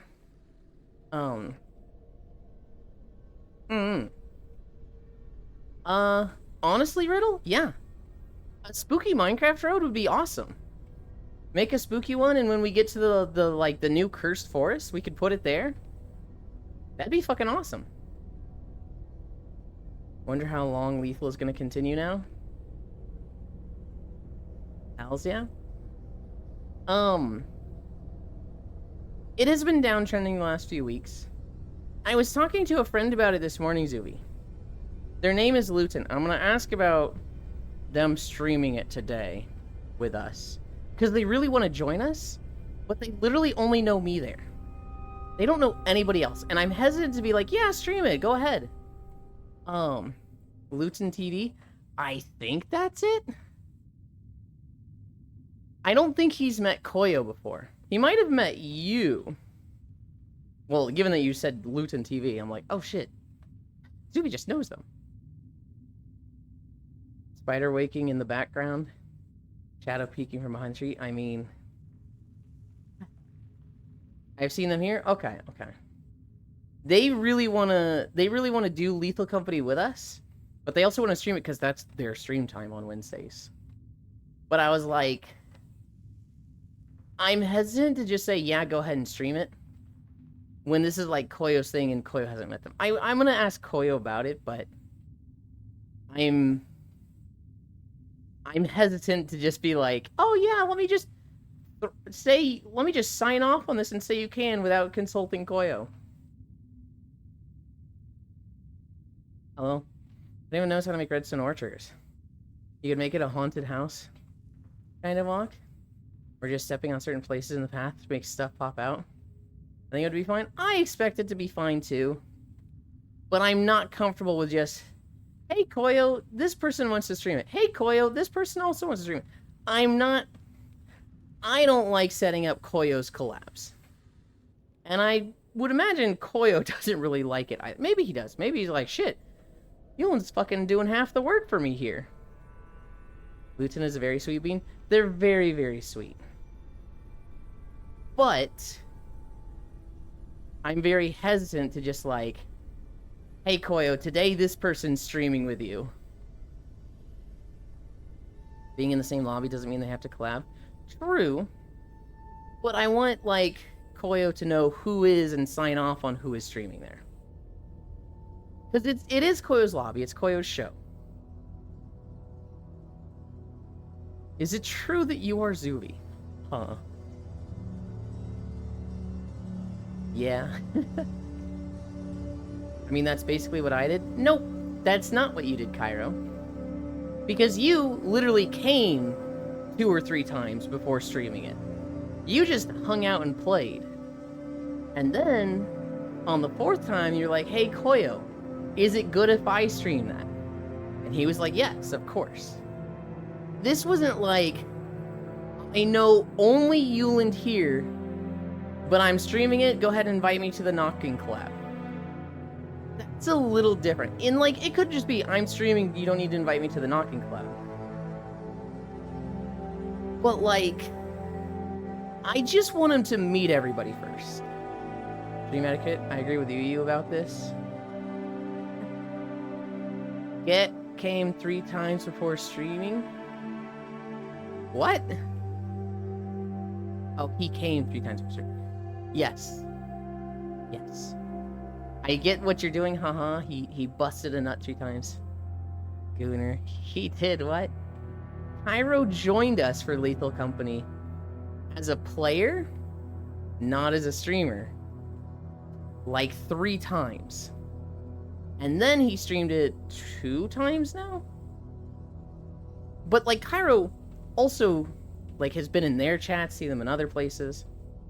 All the formalities are exhausting, but I understand why they're there. Yeah, I agree. I agree. Can I stream with you, Yuland? Yeah. I'm not gonna do a knocking thing, but if you wanted to stream VR chat and like join on me, yeah, sure. If I'm not live, be a little hesitant about joining me, you know. Might have tits out. What do you mean, yeah? I don't have a mic? You think that fucking matters for streaming? Huh? There are plenty of mute streamers. What are you, high? That's just an excuse. Stop being nice to me. What'd we get? Valdraken? We gotta turn this one up.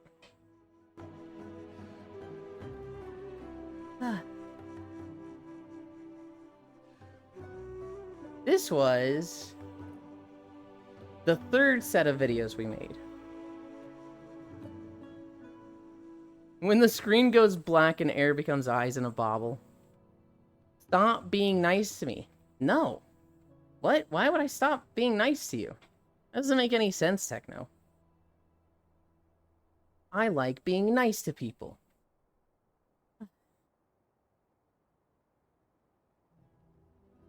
Being nice to people is fun. Because you like it when people are nice to you.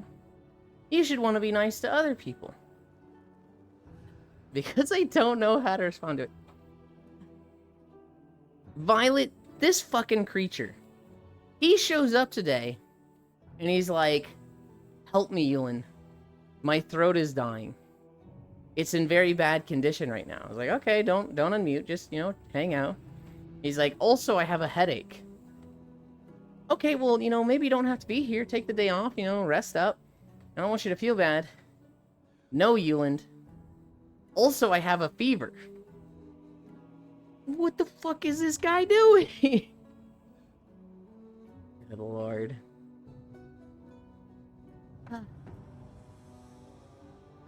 Sounds like strep throat. Yeah. Yeah, that sounds about right. Telling Air to take care of himself doesn't really land.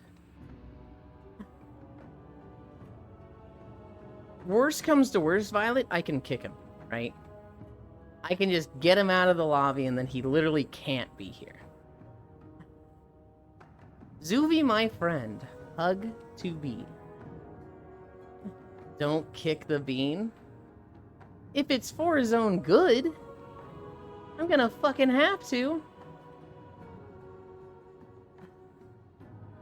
I don't know. I remember dealing with it a lot in Telena's chat.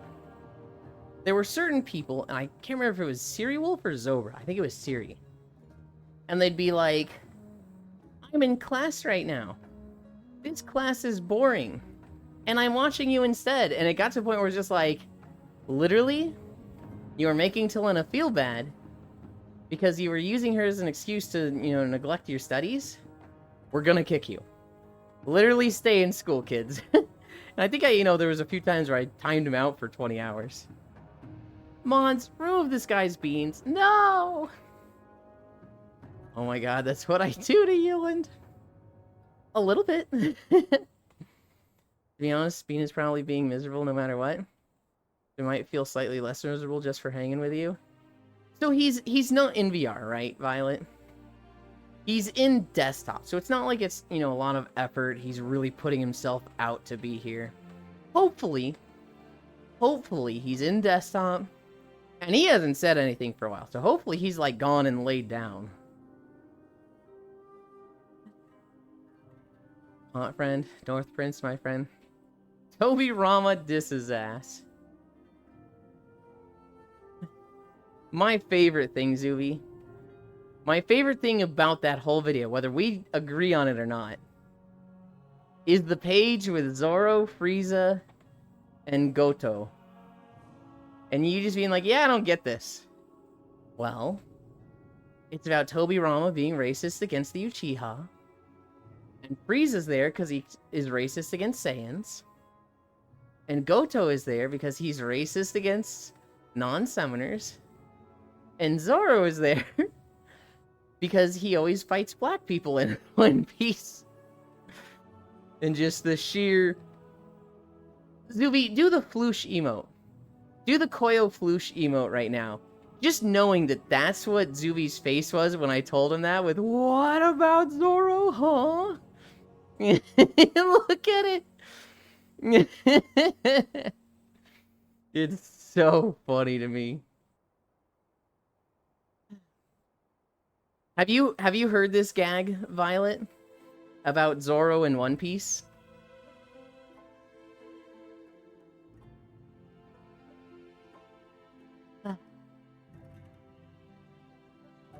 I need a drink.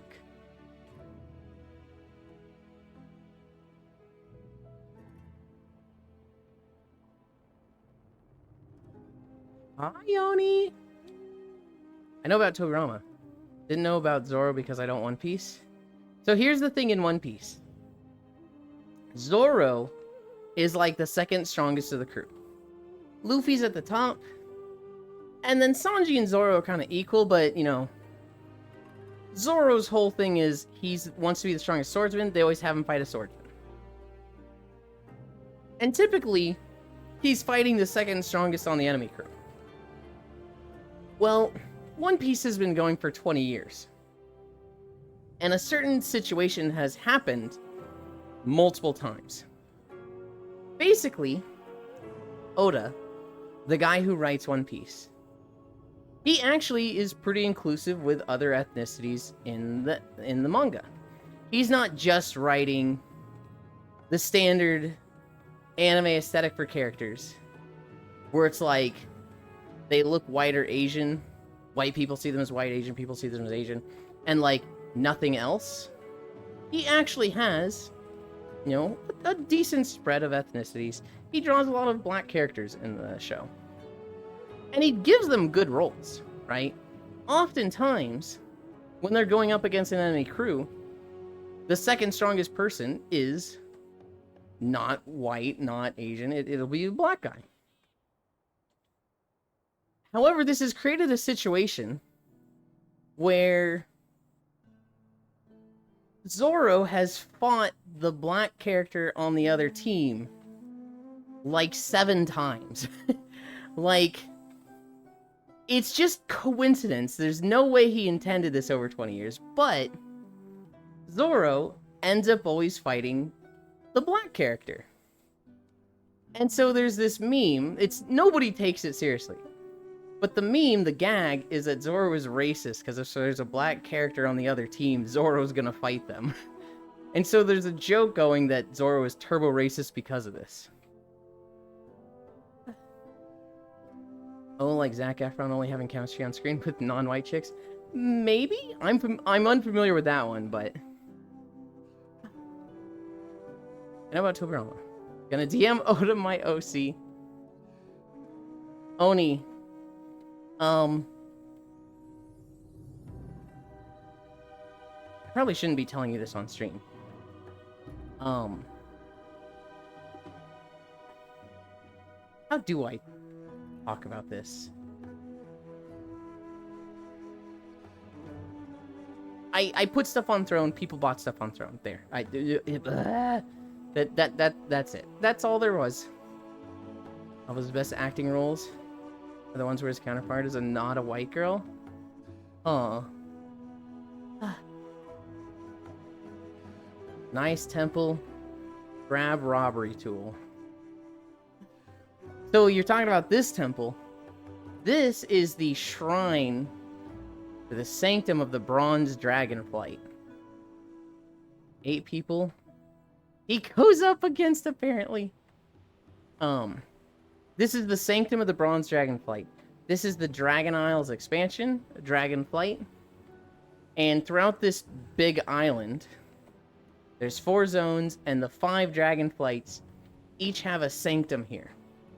The first zone you come to is where the Ruby Dragon Sanctum is, and the Obsidian Dragon Sanctum is. Sexy Chromie bottom text. The what now? Who gets a cookie for sending Steppy Boy the 28 inches? No one has sent that one yet. That one has not been sent. Admittedly, understandable. That one's the fucking expensive one. Well, 7 black people and one they classified as Michael Jackson? Oh god. Zoro did fight that guy, didn't he? Hi, Huntera. Hello. Hi, Oku. We're talking about how Zoro is racist in One Piece. And now I'm talking about dragons in World of Warcraft. The first zone has the red and black dragons. The second zone has the green dragon sanctum. Third zone had the blue dragons. Fourth zone had the bronze dragons. And this is the 4th zone. Oh, the thing?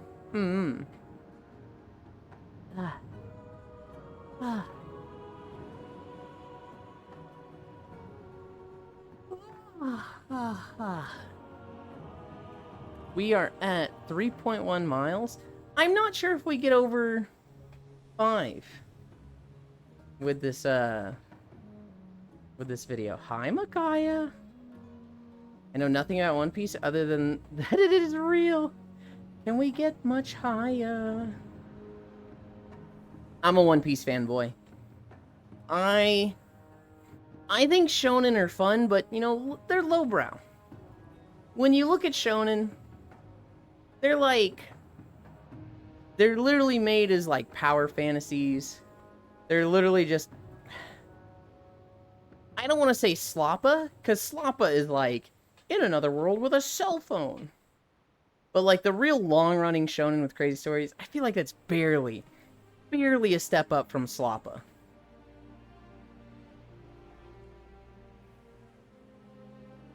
Make a dark-skinned race, Lunarians, and they're from the moon. What did Oda mean by this? Oh god. With One Piece, I put it above all the other shonen, except for maybe Hunter x Hunter. Hunter x Hunter and One Piece are like peak to me. I fucking love them. And all the others, I'm like, they're good, right? Bleach is really, really good. Oh god, I'm gonna shit on Bleach and Micaiah is here. Bleach is really, really good, but it has some story problems. Naruto is really, really good, but it has some fucking pacing problems, manga and anime. And it's got weird power scaling. Angry. I'm sorry, Micaiah.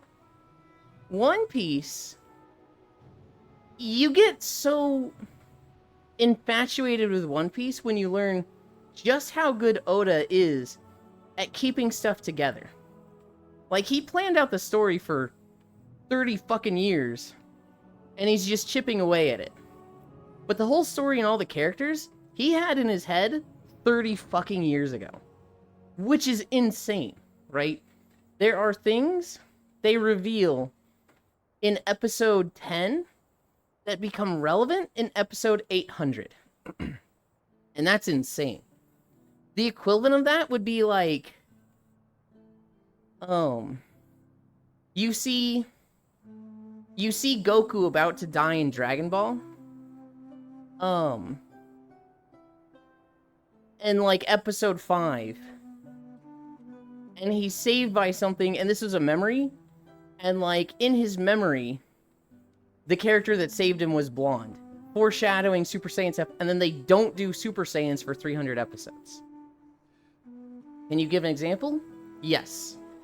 In the very first episode, Luffy is kidnapped by a mountain bandit. And the mountain bandit escapes to the sea, and he's on a dinghy. And he's like, I don't need this brat anymore, and throws him in the water. And Luffy, having eaten a devil fruit, can't swim, so he's literally just going to drown. And the mountain bandit then, like, gets eaten by a sea king, which is, it's just a big eel. It's just, imagine an eel the length of a football field. And eats the bandit in his boat. And then it's about to eat One Piece, and he's shitting himself. And as it's about to eat him, he's saved by Shanks. Shanks is the character that gives him the straw hat in episode 1 and inspires him. And Shanks saves him. And the eel, like having missed, is about to just eat Shanks in Shanks and Luffy. And Shanks just looks at it, and his eye does a weird star effect. It does a weird, like, it just looks different. And it's implied to be it's just a menacing stare. But he looks at the Sea King and he just goes, hey, scram. And this eel just looks at Shanks, and it fucking leaves. And everybody's like, whoa, Shanks is so scary. He can fucking scare a Sea King. That's insane. Episode, like, 400 rolls around. And you've been slowly learning about the power structure Haki in the show. And you learn Haki is like willpower turned into physical power. So like you punch somebody, let's say you hit with a PSI of 100. But if you're strong-willed and you know how to do it, you can convert your willpower to make it hit even harder. So let's say your willpower is 100, you hit for somebody, it does 200. If you are in tune enough with your Haki ambition, you can hear the song of someone's heart. And so if they think, I'm gonna punch this guy with a right hook, you can kind of see that coming before it happens. Now, 1 in a million people have such strong Haki that they can just exhibit it as a pressure. They can just, like, people around them feel the air get heavy. They get lightheaded. It just feels like gravity is increasing for them. Because the willpower, the Haki, the ambition of these people with Conqueror's Haki is so dense and strong. And in its earliest stages of this, you can literally just scare wild beasts because they're more sensitive to it than humans are. So, like, Conqueror's Haki, if you're just mad enough at a beast and show them, like, hey, fuck off, those wild beasts will detect the Conqueror's Haki and be like, shit, this is a threat, this guy's a real deal, get the fuck out of here. They show this in episode 1, and then they explain it in episode, like, 400. Another thing is, episode 14, they talk about a character named Mihawk. He is the strongest swordsman in the world, and he has the dreaded Black Blade. Well, in the show, Haki, it's the willpower that you can, like, make your punches, make your swords hit harder, right? If it's strong enough, it will literally just take away the coloration of stuff. And so if you have a sword, and you coat it in Haki, it becomes black. It is, like, just covered in, like, negative light aura. But it's not like negative light. It just looks like it's lost all its coloration, and it's black. All these characters have been saying Mihawk of the dreaded Black Blade, he's so scary. You find out later, it's like, yeah, I'm just using Haki. I'm literally just... This was training for me to just maintain this effort, maintain this exertion of my aura at all times, that people don't understand it's Haki. They just see this as the default. So they started calling me, the Black Blade Mihawk. Well, Mihawk of the Black Blade or whatever. It's stuff that they show early on that is then relevant hundreds of episodes later. And they do that a lot. There's a moment... no, I shouldn't talk about that one because that ends up being a big spoiler. There's just a lot of stuff that, like, is very small, very minor, and ends up being, like... You'd think it's just a throwaway, right? It's just, this will never be mentioned again. And then hundreds of episodes later, they do it again. Around episode 200, they go to Skypiea. And the lost city of gold is in the sky. They save the Skylanders. Unexplained plot devices sometimes are things the author can leave open-ended, then come up with an explanation done on the line. Pretty common for D&D. Yes, I'll agree. But Oda is just skilled at it. Whether he's doing it intentionally, well, he says he's doing it intentionally. He's doing it better than the others. And this one is, more of an open-ended one that's just like, oh, he could have just gone back, read it, and reused this. Bleach has the same thing, though, like the nature of Zangetsu. Yeah, and when I say One Piece is doing it better, I just mean they do it more, maybe I should say. They do it so commonly that it's like, what the heck? Whereas, like, other anime, and maybe Bleach and Naruto did it just as much and I wasn't as in tune with it and good at picking it up. But I feel like the people that read all of them would agree with me on this. I would say One Piece is the best at this. Hi, Kyo. No, actually, we know for a fact that it's intentional with Oda. Because there was a moment where, when the anime was just starting, this was like early 2000s, maybe even in the 90s, they were picking, up movies to do. And so they started making the Bleach movies. And an animation studio was like, hey, we've got an idea for a Bleach movie. Here it is. Heizue. We want to do this. This will be the story. This will be the villain. And Oda just looked at them and said, you cannot use this power for this villain. Specifically, they wanted to give them the devil fruit ability of the dragon. They wanted it to be that this character is the mythical zone power to turn into a dragon. And Oda just said, nope, I have a character planned for that already. And the whole idea of the lore in One Piece is there can only be one of each devil fruit. And they were like, okay, cool. He didn't use that character and that power for 20 years. But he told them 20 years beforehand, I have a character for this, you cannot use them. And it ended up being Kaido of the Four Emperors, which was, obviously a pretty big character to use. And you know, the whole dragon power is like, it's kind of a gimme. But like, he specifically said, I have one planned for this, you can't use them.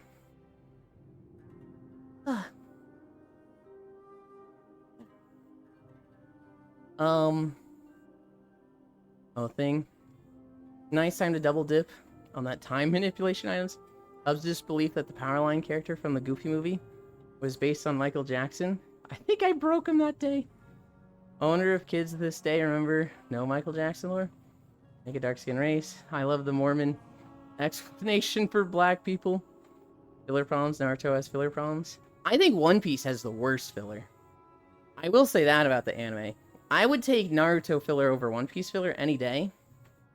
Because Naruto, you can create a guide to fucking skip it. I will say, of the big three, One Piece, Naruto, and Bleach, Bleach has the best filler. Because it's very easy to skip in a block of 30 episodes. But also, the filler is often good. Like, I liked the filler in Bleach, where the one guy becomes a captain of the Soul Reapers because they just lost 4 of them, or 3 of them. But he, like, had a grudge against Soul Society, so he's kind of like an undercover dude, like, trying to seal away the Soul Reapers' powers. That shit was kind of cool. He also had a fucking cool Bankai. I will give you one piece of me. Actually, they're from the Red Line. Can you give an example? Grab your bonk stick, High Oku, High Sharingan mentioned, Aura maxing, power structure, Hawk Tua, Mihawk. Oh my god, that reminded me of Seahawk Adventure. Hockey Tua. Hockey Tua D's Cairo. Bleach is the same thing. So you telling me the episode gate the viewer? Which one? Hi, how goes the lock? He's so good at connecting things to old plot devices that you read it and say, oh duh. Oh my god, hi Okio. Clearly One Piece copy it from Bleach. Just went to troll you. Yeah, I could tell, Riddle. Hi G, hi Zwei, hi. Has been lurking since near start of stream and just forgot to say hi. All good. Taxes. Hub still gets hollow eyes. When I say Ninja Ostrich, I have not seen Bleach in over a decade. King Zanpakuto filler arc. We got to see so many cool character designs. I mean, so filler's just gonna happen, right? Gintama has a fucking great explanation for it. Where, you know, the manga just very rarely goes faster than the anime. When these studios sign on for weekly episodes, it was just hard back then. Typically now, that doesn't happen because they'll sign on for 24 episodes and then take a break, right? They don't do fillers like that. It's better to do 24 episodes and then go do a different anime or manga. And then when that one's caught up, go back to that good manga that they really want to do. But back in the day, the big three, weekly episodes, baby. Gotta have that episode out. Big three laughs and DBZ sarcasm. No, that's a fair point, Zwei. DBZ is not part of the big three. It's called the father of shonen. Naruto, Bleach, and One Piece. I mean, I don't know if they needed DBZ to happen. But Dragon Ball Z did kind of pave the way for a shonen with weekly episodes. Or the Jigglebutt gang from Fairy Tail. Oh, God. I loved Fairy Tail at first. I thought Fairy Tail was so good. And it was like, when I was first watching through it, I was like, this is my favorite. This is the one I like above all others. I think I like it more than One Piece. Just because I like the world and power system so much. And then we got to the fucking S-rank exams. And the Dark Guild attacked. And Nasu just won with the power of friendship. Literally gets his ass beat for like 5 episodes straight. And then just, my friends are depending on me. Punch. One punch takes out the Dark Guild Master. What? Hi, Kyle. That shit was just so... I cannot handle this. So I stopped watching it. I started Ranma 1/2, I need to finish it. Ranma 1/2 Does that count as shonen or B shonen? I would say that's B shonen, right? There's a lot more focus on the romance than the martial arts, I think. Same as Inuyasha. Are we talking about Hiro Mashima? I actually don't know what Hiro Mashima is.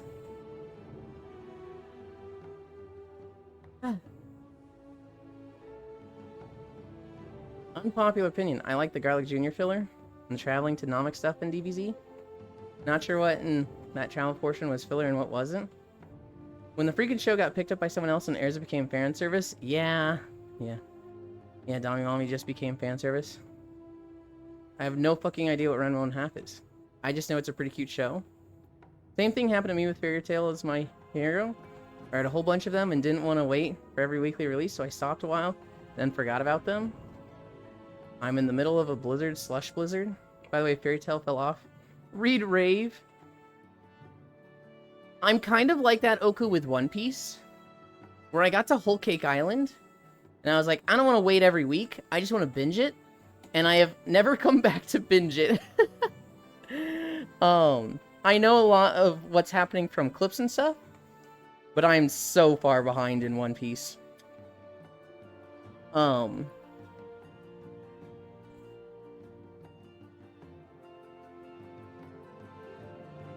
Hiro Mashima is the FT. Rave, Monster Soul, Eden Zero, Monster Hunter Raj author. FT Fairy Tail, gotcha. I knew they did Rave. I didn't know about the others. I couldn't even be bothered to finish the final season of Attack on Titan Black. Also, Hunter x Hunter mid-read. Okay, Cairo. I didn't read it. I did watch it. I love Hunter x Hunter. I don't know how good the manga is. I know the author is just exhausted with it. He actively, doesn't want to finish it. Sunken Rock I always recommend to everyone. I got pizza for breakfast? Hell yeah. You excited for the continuation of Hunter x Hunter? No. Let it die. Let it rest. The guy literally doesn't want to do it, and he's been struggling to do it for 20 years. Stop. Just don't. It has a great ending of him meeting his father. Maybe not a great ending, but a good enough ending. Literally just let it be. Yu Yu Hakusho clears? Sorry, buddy. But it airs this July? Yeah, I don't want it to. It's fine where it left off. Just leave it. Just leave it. Okay. One of the reasons I really like One Piece is I hate it when a story ends and then they keep it going. So, you look at One Piece. Episode 1, I'm gonna be the king of the pirates. Has he done that yet? No. So the story should still be going. There's a lot of stuff happening along the way. Naturally that would, right? He's literally traveling around the world. A lot of shit's gonna happen. It should be as long as it is. Naruto. I want to be the Hokage. Other things kind of pop up that make that not as important. And eventually he becomes the Hokage. But Naruto should have been as long as it was. Granted, the stuff with the Great Ninja War felt really long and the power scaling was a little weird. Bleach?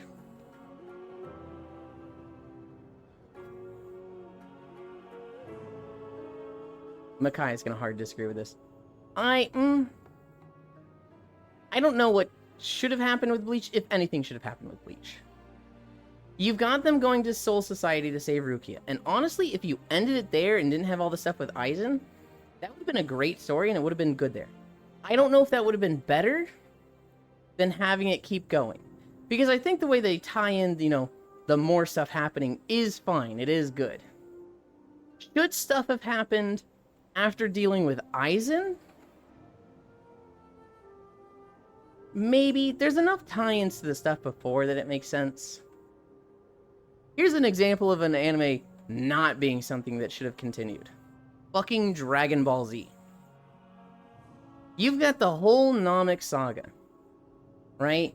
You've got the whole lore of the planet Vegeta being a conquering race. They send out babies to planets. Those babies grow up on those planets, take over, and then come back and say, like, yep, here's the planet I've conquered. And then they sell that planet off. These conquerors, the Saiyans, were taken over by Frieza or annihilated. And one of them is, you know, forgotten and lost, Goku. He also just had a concussion, so he forgot his fucking programming of take over this planet. He just lives there. They eventually like, man, this dude's fucking late. They send Raditz to go in and check up on him. They kill Raditz. And then it's like, oh, but there's more Saiyans and they're going to be coming. And so they train, and they deal with Vegeta and Nappa. They don't kill Vegeta. They let him get away because they're like, they understand there's this big bad guy, Frieza, looking for the Dragon Balls in the galaxy. We should go, or I guess the universe. We should go stop him. They train more. They go out to Namek. They stop Frieza. They save the universe. You end the story there. Hi, Big Balls Axe. You end the story there, and Dragon Ball Z goes down as fucking legendary and, like, incredible. But it was a cash cow. Why stop there? Then they bring on the androids, which is like, you had a great story and it was finished, and you just tacked on more. And then they tacked on more with Cell Saga. And then they tacked on more with Bibbidi Bobbidi fucking Boo. And then they tacked on more with GT. And then they tacked on more with Super. And it's like, you had a good story. You've just diluted any value of it by just, like, adding more and more just stuff that pops out of nowhere. I hate the story of Dragon Ball Z. I think Cell is a great character. I don't think the Cell Saga should have happened. I don't. GT doesn't exist. Yeah, because it was so trash that even they decided they need to fucking retcon it out. I think Cell is an amazingly fun character. He's just such a good villain. I think the origin story of him coming around, of this throwaway villain from Dragon Ball, who was making androids and stuff that had a power level of 32, and then him being able to make androids with power levels in the billions, and then, oh, also, he's also, like, an organic matter technician, and made a fucking literal, just created life. That power scaling of going from, I can make a guy with a robot arm that has a power strength of 32 to the billions is incredibly stupid.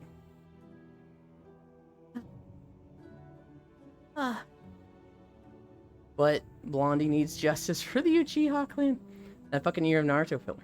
All of them to say it was all just a dream, which is a cardinal sin in the creative writing community. And rescuing Rukia was a good enough place to stop. Elendel taken, coming the fact they never brought back Raditz is insane. Wait, so Indivisible is just DBZ plot? I don't remember what Indivisible is. Cell Saga's goated though. The DBZ is legendary. That's what I was thinking. Gotta say, I love the YouTube series. If Goku and Vegeta were black, makes me laugh every time. Cell Saga could have been a good end with Gohan taking on the mantle after Goku. You know, it's funny, Big Balls Axe. That's what Akira Toriyama wanted. He likes having child protagonists, and he aged up Goku once in Dragon Ball, and instantly regretted it.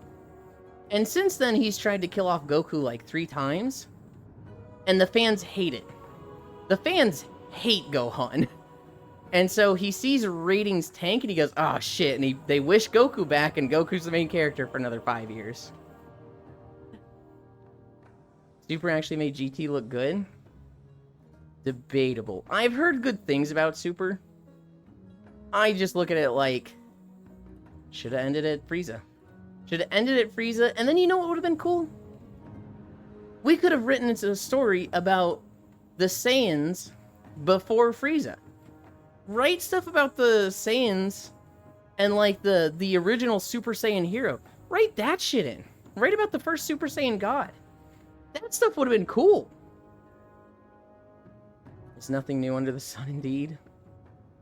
Only Elon Cheeks is new. Spank Spank. Okay. I told the concept of power levels ruined DBZ. I am on the Cell. I am on the Cell should have been the transition to Gohan as the main character. I don't think the fans like Gohan. Settlement Invincible? Oh, okay, okay. Kind of.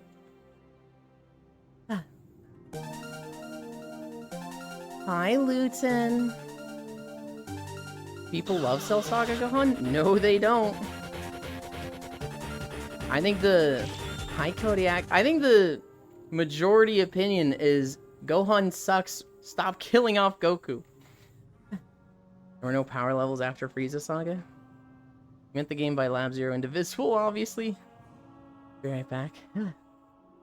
Hi, Luton. You were playing the Bazaar. I was talking about you today and how I was watching you before this. Mega Main. Hi, Supreme Master. I love that game, Luton. Howdy, hi. I'd have gone longer, but the game went on maintenance for 3 hours? Oh no. Welcome, Raiders. We will be going to Koyo. Okay, so this is gonna be confusing, so I'll clear it up now, Luton. His Twitch name is Aiko. His previous name is Koyo Red. And people still call him Koyo. And he's given up on rebranding to Aiko. He just goes by Koyo. You can call him Aiko as well. But, thank you for the follow, Supreme Master. But, like, you're gonna see most people calling him Koyo. He's gonna go live in, like, an hour. He's gonna stall for an hour. And then we're gonna play Lethal Company. Aiko, though, still, yeah? I-I-Y-K-O is his name, yes.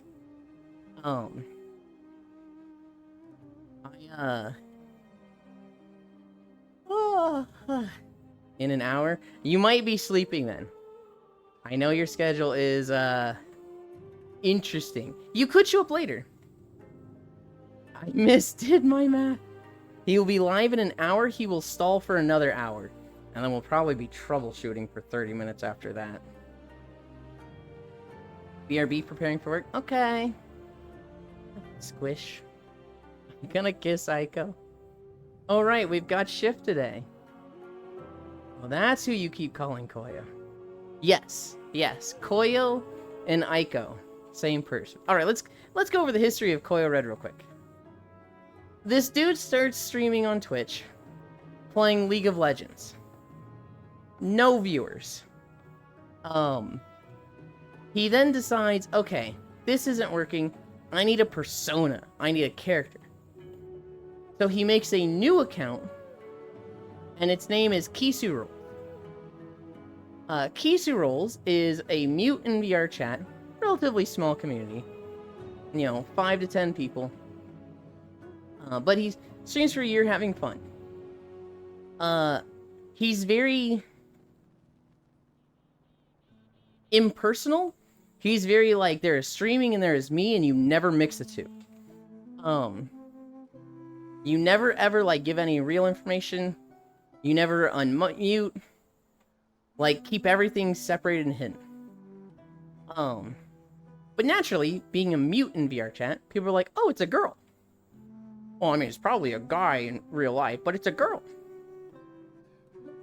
This gets away from him. And when he eventually is like, okay, too many people think I'm a girl. Let's unmute. And he unmutes and he's like, hey, everybody, this is me. I know a lot of you have believed me to be a girl. And I told you I'm not, and you didn't believe me, so you're going to believe my voice. His community kind of just fucking cracks. And some people are like, yeah, fair. Twitch isn't a place to, you know, date and find relationships anyway. It literally doesn't matter if you're a guy or... And a few people were like, You're not actually a girl? You've deceived me. You've betrayed me. I am now going to make it my life's mission to fuck with you. And so these losers, did everything they could to sabotage him and spread rumors and, like, kind of just get back at him. Keep in mind, he's telling them, I'm not a girl. And they're like, oh, you... Of course you're not. And then when he's not a girl, just like he said, they go ballistic. So his community kind of becomes a very toxic place. He kind of steps away from it. Hi, Sugar Danny. He comes back with a third account. This one, he brands Koyo Red. And at first he liked it, and then as he used it more, he's like, man, I fucking hate the red part of the name. But he streams on that for a couple years. And then he's like, I hate the name too much. I like Koyo, I hate Koyo Red. We're gonna change. And so he rebrands, same account though, he doesn't like make a new account for this. He rebrands as Aiko. I forget what the two big inspirations are. One of them is the Shadow of Colossus adjacent game, Ico. That was a heavy influence for the name for Ico. And he's been that since. Yuland Kirby Poyo? I was intending to stay up and raid into him. Then I misunderstood the time frame and now I'm here. But they did write that Yuland didn't watch episode of Bardock, where the destruction of planet Vegeta by Frieza sent Bardock back in time when the planet was a bunch of blob people Saiyans. He fights Frieza's ancestor, Chilled, and that fight becomes the first Super Saiyan. That sounds so stupid, Zwei. I didn't know that was the actual lore. I hate time travel in anime.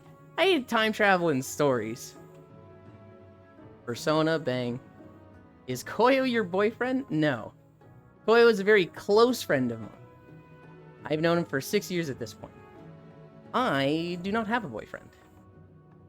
He wishes... Oh, girl, time to goon. Oh, vaguely humanoid creature, time to goon. True. Guy or girl, doesn't matter. Put on the maid dress. Wait, what? I can't have a relationship with you and I'm gonna go end it then, hey. Oh my goodness. I was unaware of this Koyo lore. I still like playing with them. Hi, Yuland. Hi, Shion. You don't? We could change that. Oh my goodness, Luton. No. Hi, Vapor Bite. When it comes to relationships, I don't know if I want one. I don't know if that's... I don't want one right now, but I don't want one. Hi, bird. Hi, bird. Hi, bird. Come here. Hi, bird. You're very low. I can't reach down that far to head pat you. Hi, Core. Pat, pat, pat. Yeah. Plonk. Did you sleep well last night? You just waking up?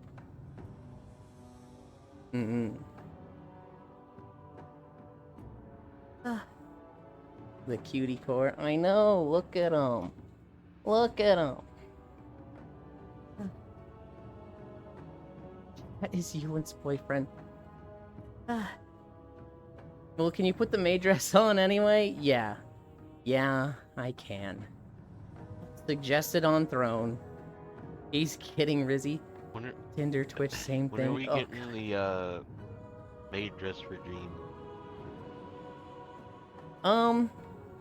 When I actually get a maid dress. Vapor. You heard him, chat. Well, heck you then. You don't deserve me anyways. Luton leaves some Riz for the rest of us. Oop. The cutie core chat is Yuland boyfriend. Oh my god, a singular core on stream. God, core such a heckin' cutie. It's a cash-in after Bardock, Father of Goku, did really, really well. And it actually goes against the OG lore, where it was said by, I think, Westkai, that the OG Super Saiyan could only hold the form while transformed into the Great Eight. You read what I said, so people know I'm joking. And don't think I'm actually being hostile. Thank heck. It's a core scraw. Core and I played Monster Hunter last night. I'm planning to play more tonight, right? I think she nodded yes. I'm having a little trouble. Okay, that one I could tell.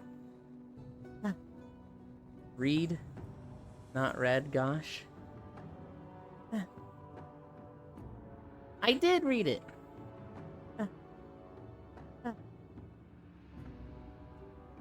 I need to start typing phonetic for you. Oh my god. You read what I said, and I had read that after the other things. There.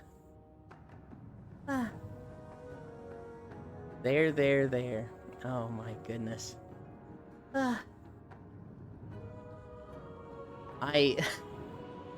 We spent so much time looking at weapons yesterday, Core, that I made the mistake of looking at great swords. And I saw the 2 great swords that look good for crit draw.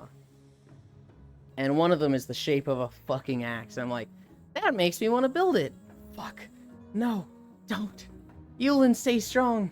It hasn't even been a month. Is me telling you to read? Not saying that you read, silly. Yeah, but when I read it, I had read those other things. I'm usually pretty good about not reading stuff out of order. Speaking of Koyo, they're the fucking worst at it. They will read top to bottom in their chatter, you know. They'll be like, it was me telling you to read, not saying that you read, silly. Huh? What? When did you tell me to read? And it's like, top to bottom. Top to bottom, fucker. Cairo does it a lot, too. Cairo will read top to bottom, and it's like, this isn't gonna make sense, buddy. Hey, Ewan. Elephant. You mean bottom to top? I do mean bottom to top. I'm saying that wrong. We're at 4.7 miles. And I think there's plenty of time left in the video, because we're only just getting to the city.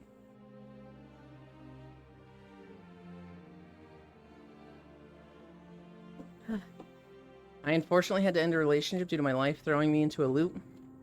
Me feeling like I didn't deserve it, nor felt like I could be much better partner. That is what I'm able to do to my life situation.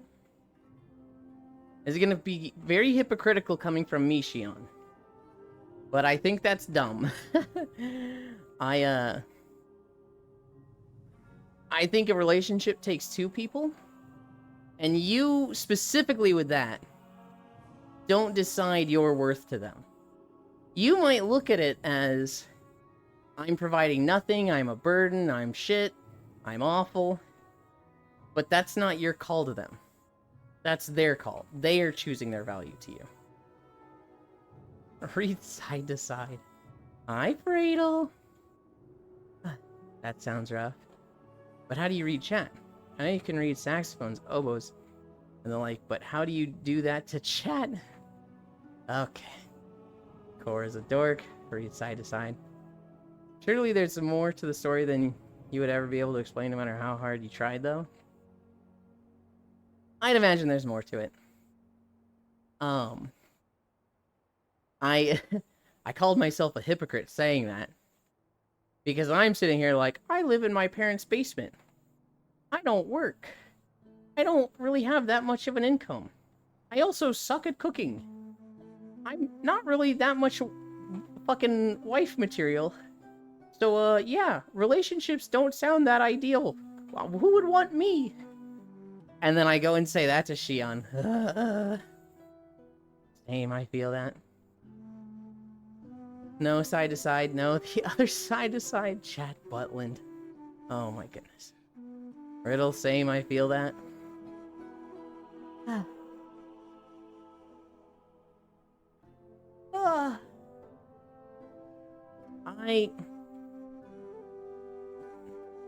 I had a thought.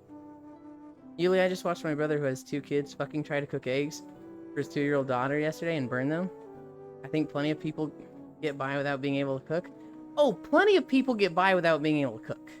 However, if you're a stay-at-home spouse and you can't cook, look, I'm not saying that's a defining factor, and, you know, there's plenty of relationships where that's probably the case and it works for them.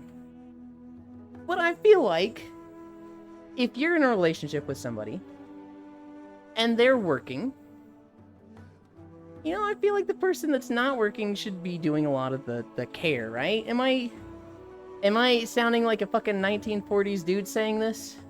Am I crossing a line here? How do you fail cooking eggs? Now hang on, Huntera. Eggs go really fast. Eggs are easy to burn. Also, I Google reeded instrument to double check, and I've learned of the existence of the heckle phone and crumhorn. I love eggs. Very burnable. Are they ADHD? Where's my 5 p.m. martini? You leave roughs you up. Oh, God. I don't know. Hypothetical situation. Okay, but what if your spouse is a chef? See, that's a situation where, you know, somebody's a chef, they like cooking.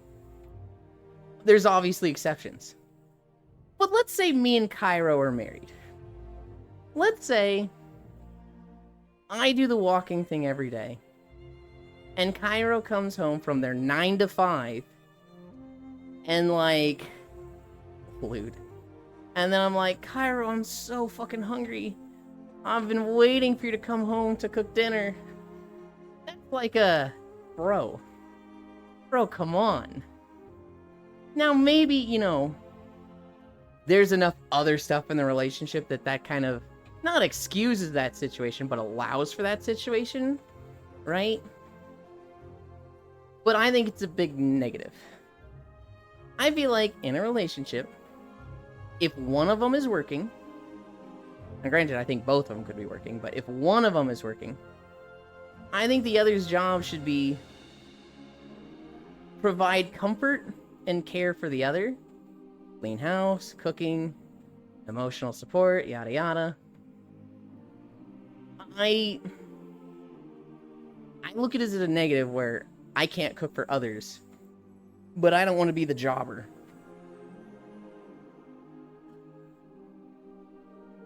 Heard when the eggs start turning brown, it actually makes them unhealthy. That's right, I'm a heathen. The only time I've ever cooked eggs was scrambled in the microwave. In the microwave? What? Lewd, kinky, Yeland already married Cairo. In the microwave. This is just a hypothetical. You have time to marry Yeland and put his cooking skill to the test. Microwave. I think there are bigger problems apart from who's cooking if you two were married. Honestly, I wouldn't force anyone to have any obligations. To be honest, short of serious disability, everyone should learn to cook. Genuinely one of the best skills on the planet. I know how to cook for myself. I don't know how to cook for others. Now, I could probably learn, but like, I want to be making stuff that I hate. And it's like, here you go. Hope you like it. I didn't taste test shit. I can cook mac and cheese and taco meat. In the microwave. Here's a hot take that a lot of people will disagree with. I don't think cooking's that hard. Cooking is just a collection of small steps. Can you boil water? Can you stir a pot? Can you measure out an amount of an ingredient to add? Really not that hard when you break it down. Now, there are more difficult things, right? There's some recipes that, like, require precision. There's some recipes that get insane. I think turducken is a pretty fucking hard dish to make. But, like, basic cooking is just small instructions that are really, really small, simple tasks. I feel like I'd have more luck teaching a rat to cook and have them pilot me like an Evangelion. A hot take because cooking. Imagine measuring badum-tish. What's the hardest dish you cooked? Are you saying basic cooking or cooking as a whole? I'm saying basic cooking. I'm saying, like, you can look at most recipes that involve cooking and break them down to very simple tasks. Boil water. Put ingredient in boiled water for 10 minutes. Stir every 2 minutes. Right? Typically, that stuff is not that hard to do. Cooking as a whole, I mean, if we're talking like cooking professionally, like a line cook where you're cooking 7 things at once, that shit's crazy hard. Cooking Thanksgiving, for a family of 30 when you're managing like 7 dishes at once and cooking a huge amount. That shit's hard. I'm sending your ass to culinary school if we get married. Hamburger helper says Yuland, ha ha ha, egg. I had to brown the raw hamburger, it was terrifying, ha ha ha. In that case, yeah, you're right, hence basic. Of course, his first thought was to boil. Just cook more, you get better, Ratatouille. We're at 5.1 miles. You know what I think of with this zone? I think of Meowmies rating me, and I think of Luton. I think this is the first time I saw Luton in my chat. Was walking through this area right here. It's like Oblivion. Earth ducking is easy. It's just donking out with 3. Turducken. Turducken is you put a chicken in a duck and the chicken duck in a turkey. You is thinking of me, woohoo, 5.1 miles. I don't know. This is... We talked about this a little while ago. In my position, I live in my parents' basement. I pay $400 in rent a month. And that enables me to stream every day. And this is the happiest I've ever been in my life. I'm like, I will throw hands to keep this going in my life. And so, a relationship, I don't want to say it gets in the way of that, but it can't take away from it. Which kind of makes me extremely materialistic, right? A relationship would be like, you have a place, either an apartment or a house, and I'm going there and paying less in rent. It certainly doesn't make me harder to maintain this lifestyle. Which, when I think of it that way, is like, oh god, that makes my standards for a relationship incredibly materialistic, and that I don't like thinking of that. And people have said it's fine to want your life to be better for a relationship, you know. You can love somebody and also just want betterment in your life. Love is not suffering, right? But to some degree, I kind of think about it and I'm like, that doesn't sound like true love to me, though. I feel like true love is you put someone else before yourself. And I feel like for true love, I'd be more okay with like this streaming thing that I have becoming harder because I just love them that much.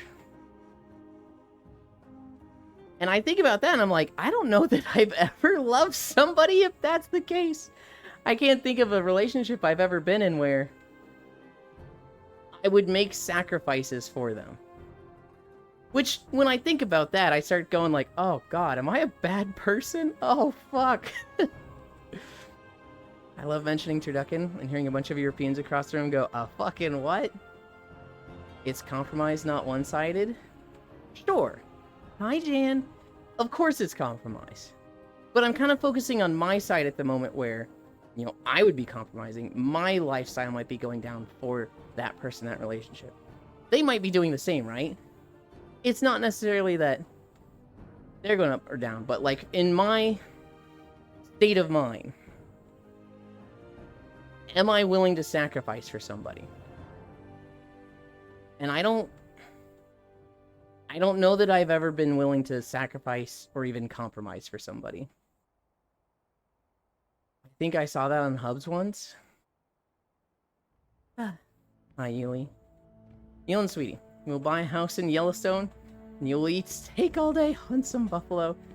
Huh, I don't know if that's what's gonna fucking seduce me, Riddle. Hate this, but what the fuck is that? Turducken Jan is you cook a chicken, but you put that inside a duck. You put that duck with the chicken inside a turkey, and you cook all 3 of them together. And so, think of like a cooked, any one of those 3, but all at once at the same time. I could write an entire paragraph about how I feel about love, but I don't want to get too negative or too personal. Why? Why not? It's a blend of 3 meats together. What are you doing to Core? QQ? Stinkland. Hi, Global. I'm not doing anything to Core. We played Monster Hunter last night. She popped in this morning. Got some head pats. No nap today. We'll be playing Lethal Company. I doubt she'll join us. And we'll play more Monster Hunter tonight. Jan, you could ask why about a lot of recipes, okay? You know, fucking milk. You could say, like, hey, drink this milk from a cow. And, you know, back then, people would have gone, why? What? I noticed she had you muted for 30 minutes. Sounds highly unnecessarily. Likely to ruin multiple of the meats. Not you have the concern yourself with the carcass and bones wrapped around each internal creature. Making it held to butcher cleanly. Oh, of course it's highly unnecessary, Luton. That's half of cooking. A lot of the greatest chefs in the world want to prove their cooking skills by making things that are gross and shouldn't work taste good. Think of like high dining or like fine dining and the stuff you're eating. Snails. Fucking duck gizzard. Or I guess, is it duck gizzard? I don't know. They are specifically taking gross parts and trying to make them good. It's a show of skill. Same thing with turducken. It's a very difficult meal. It's a very unnecessary, impractical dish. But it's not about practicality. It's about, look at how I can make this great. Honestly, same. It would be impossible to communicate in a Twitch chat because it's too complicated, and it'd be the craziest hot take anyone's ever heard. Hi, Yasu, eating ass. Also, thirst is what regular people do. The tasting history made it. Go in story, where there's a story of 10. We're being shoved into each other. I have no idea what you're talking about, Riddle. It's just rich people shit? That sounds more like what businessmen think fine dining is. But then they add ass to their dishes and they come out tasting like ass. That's how it was explained to me a while ago. Matthews paid for this. Yeah? Yeah, Matthews has paid for a lot of things. We had 12 incline yesterday because of him.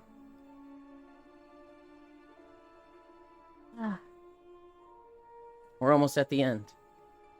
I think we climb these steps. I think this tower right here is the end. The tower from the cinematic, actually. I need a drink. I need a drink.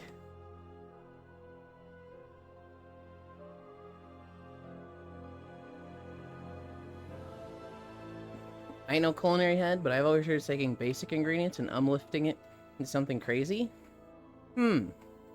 It's probably a bit of both. There's probably no, like, little short description that perfectly describes it, right? It's probably a little bit of all over. Poor hug. It helps you feel better. I was just in a bus car accident. That doesn't make me feel better at all, Techno. In fact, that makes me feel worse. I don't want you to get hurt. I also don't want you to think I'm some sadist that thinks I want you to get hurt. What the hell, man? Guys, keep Elon stream on all day so he can get a partner. Oh my goodness. Sounds like it, the amount of one-person meals you could make with all those three. Ridiculous compared to just shoving all three. Why couldn't that meal, Jan, be spread across just as many people? Non-core. All the channels which I was giving gifts of don't have hug emojis. Alright, hug you back. Of course, Core. I'm going to unsubscribe now since you told me to keep watching. I'm sorry. If it makes you feel better, I just ate a live grenade.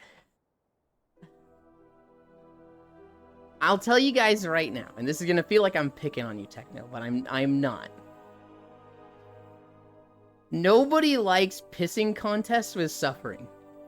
When somebody's like, man, I had a bad day at work.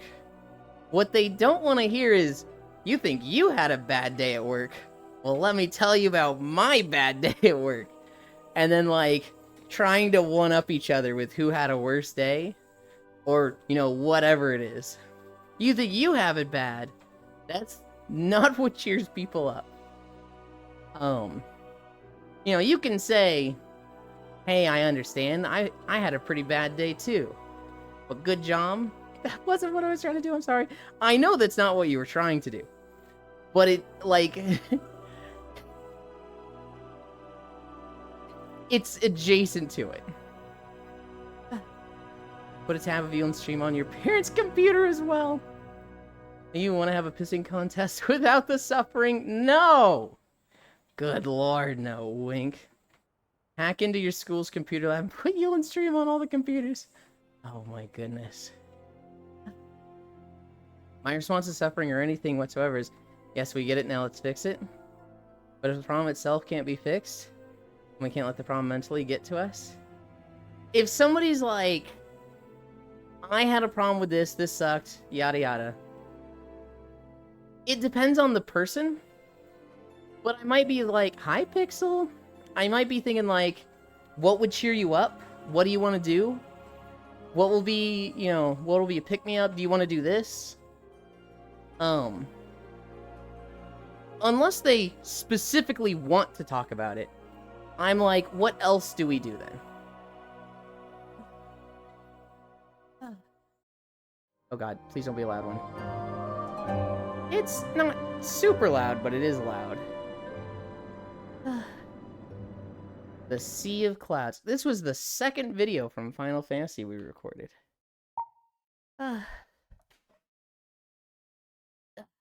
Okay.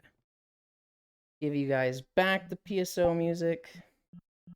I don't know if Octal Mage is still here, but Octal, it's back! Genuine question. Can we get much higher? Yes. We could fly. And then, we will in fact be higher than just the Sea of Clouds. You guys wait there. I'm going to change my trackers and outfit.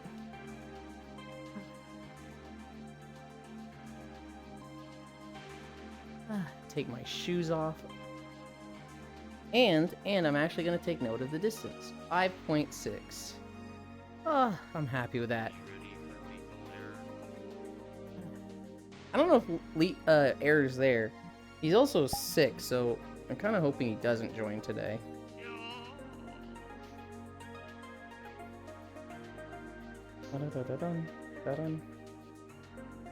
My trackers look like they're... Oh, I didn't change outfits. My trackers look like they're drifting. Whatever. Once we're sitting down, it won't be an issue. Where am I in my room? There.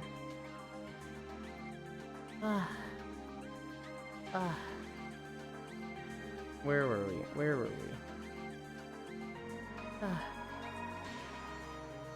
Hoi hoi, I'm actually awake now. You just be so less portions unless you're at school kitchen, and you'll find a way to cut the meat in paper-sized slices. Pixels near tragedy. Hi, Ronmu! Do you think you hate suffering pissing contests? Well, I hate suffering pissing contests. Sarcasm. I actually get nervous I'm doing that accidentally when I'm just trying to relate with my own experience. It's very pedantic, and it's very, like, think about your wording. If you say you think that's bad, it's a pissing contest. If you think, oh, dude, that sucks, I'm sorry about that, I kind of understand because there's similar experience. Then it's more, you're not alone, I'm also going through it. But it's not like, you know, fucking buck up, you don't have it that bad, not like me. We gonna pierce the heavens? Oh man, I'm really sad and stuff. Gosh, if only there was some way to fix this. So sad. I think maybe. The only cure is playing games with you someday. Played up, unrailed. Otherwise, gosh, how to pick a day. If only I could. If you want to play Unrailed, I'm down, Lieutenant. I'd love to play Unrailed with you. If you want to play Unrailed 2, I'm the only fucking one that has it right now, and nobody else went and got it. I'd love to play that, but I'm down for Unrailed as well. Dracula Flow, ah, my ears, my ears. I'm gonna eat my tendies. Enjoy your tendies, Jan.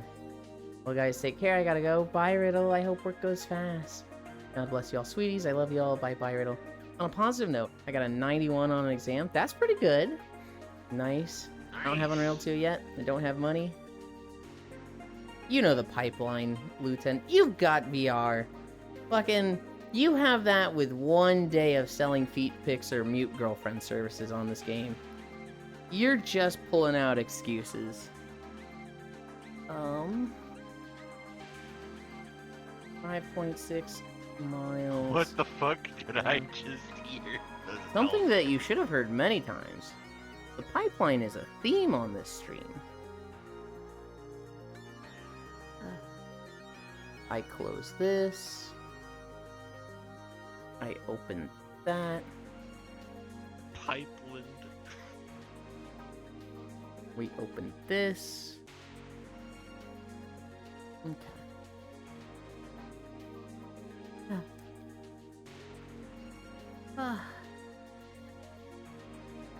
What the fuck did I just hear?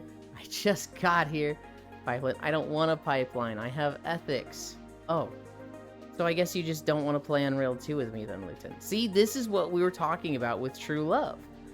Do you really love me, or are you unwilling to suck dick in VR chat to play games with me? You gotta ask yourself these things. You're talking about selling pee pics. Hi, Ketchup Elder. I want a pipeline Yulin tomato jam Montilla. But what about the e-pigs? Actually, I'll put a little song on your Discord server about lifting people up from problems. I wonder if it has a music channel. It has a neat stuff channel. Hi, Logitech. We have general memes. It'd be good in memes. We have a neat stuff channel. Did I update the title? I did. I love it when stuff falls into itself like that. Alright, where are we taking Core? Where's a good world? Ooh, I know. Core likes this map. Actually, hang on. Is this the right map? Author, it is. Friends, drop Portal. Portal. Neat stuff with feet stuff. Hi, Loja. Core hug. Oh, fan wave hug. What are we at on taxes? 96K? More than halfway. Are we gonna get there by Saturday or Sunday? For anybody new from Luton's channel, if you pay your taxes, we'll have a beach day. We'll have a whole beach day. Oh yeah, I paid taxes, right? I believe you did. I think I remember you paying taxes. Fuel and Core's going to the bed immediately. We're not going there, Core. Come here.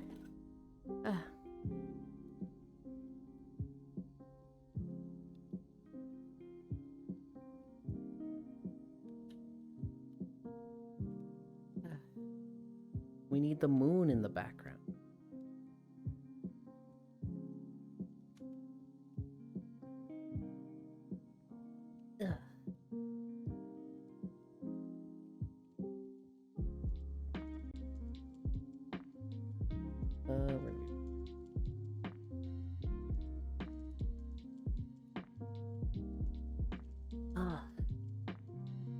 Oh, yeah.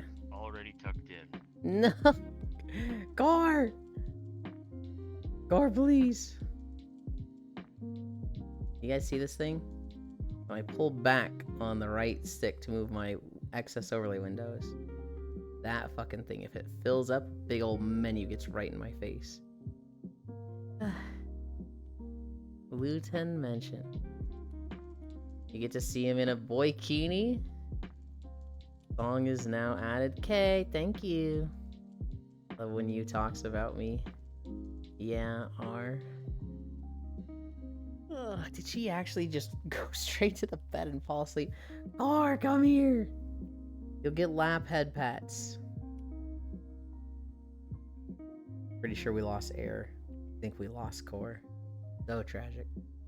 Oh yeah, beach episode tax paid? Hell yeah.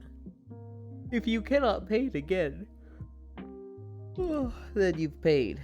They let you pay multiple times a day, but once you get to 2,000, that's the max you can pay per day. But you could pay, I think, 200 taxes 10 times a day. If you really wanted to. I don't know why, but... I didn't even... prefer to get it over with. I didn't even touch half of my stories. I told Core about this last night when I found it on her stream.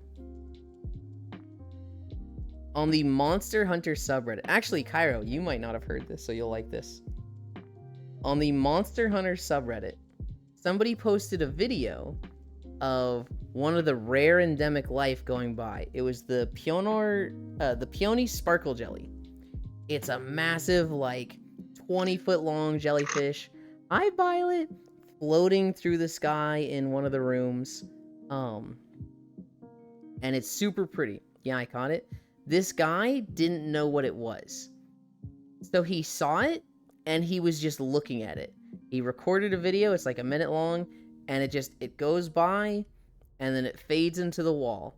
And he posts a video on Reddit, and he's like, guys, what the fuck is this thing? And everybody's like, oh, you fucking fool. The unaware lemming.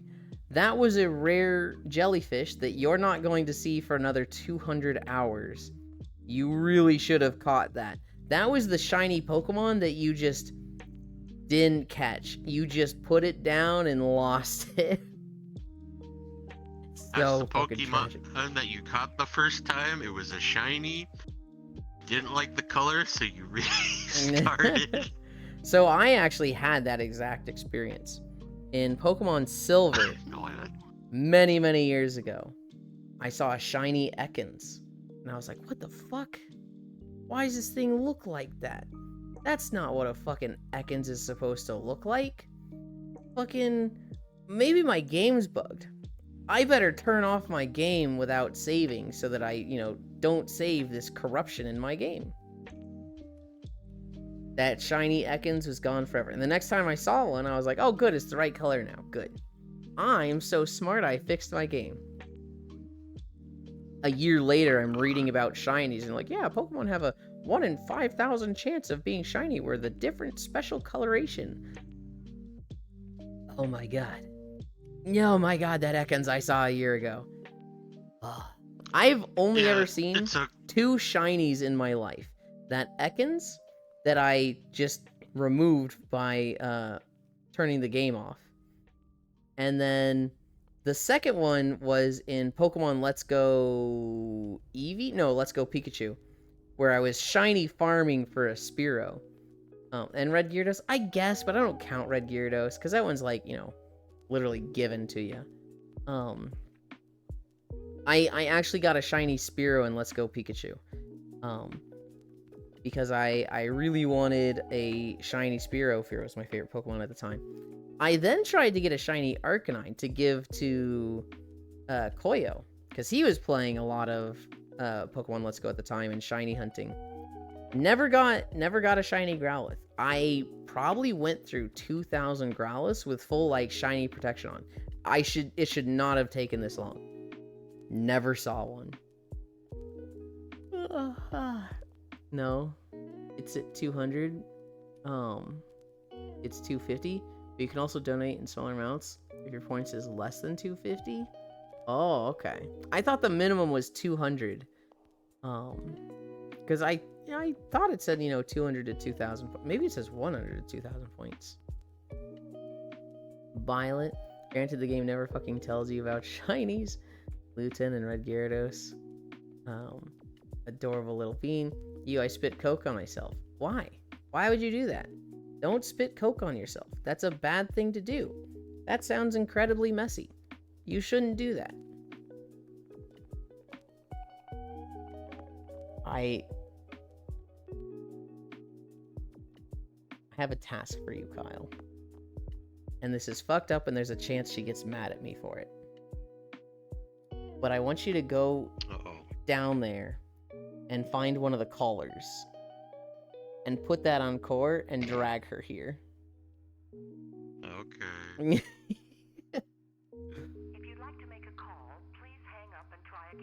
Oh, I spilt Coke on myself. There's an L in there. Why do I have so much trouble reading what you say, Lieutenant? This is bullshit. It's like, oh man, I like to think I'm pretty good at reading stuff, and then I just consistently fuck up what you say, and you're the one that points it out, and I'm like, oh, damn it, I better not do it again. Then it happens again. When I caught Red Gyarados, I kept because it's sick, so I wouldn't release it into the wild. That's just cruel. So it's in one of my deleted accounts in the Pokébox thingy. I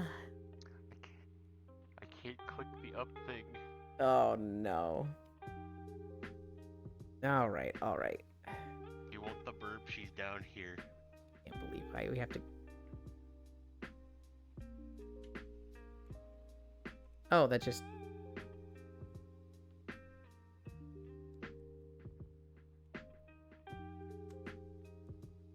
I can't fall through the fucking hole. I have to go around. Hi, Noodles. Good morning. What? Shinies?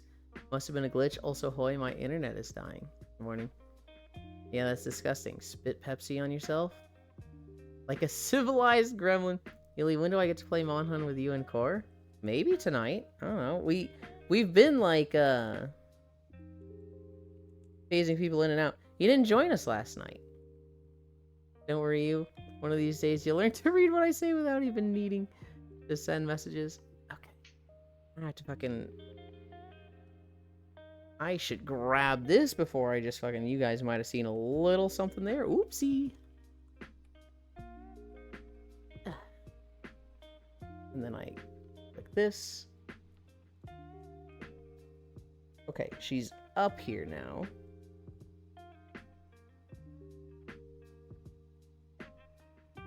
Oh, this is fucking... We have to, like, zigzag across the fucking mat here.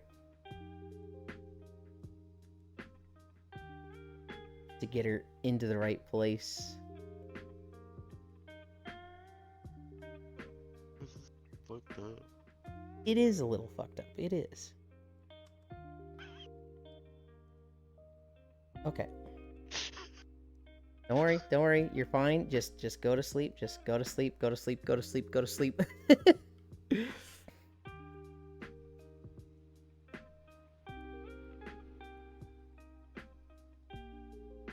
Was I dragged out here? You were. I'm sorry, Corey. I did. I had Kyle bring you here. And then I did the rest of it because their desktop and couldn't get you up here. But now you're here. Hi.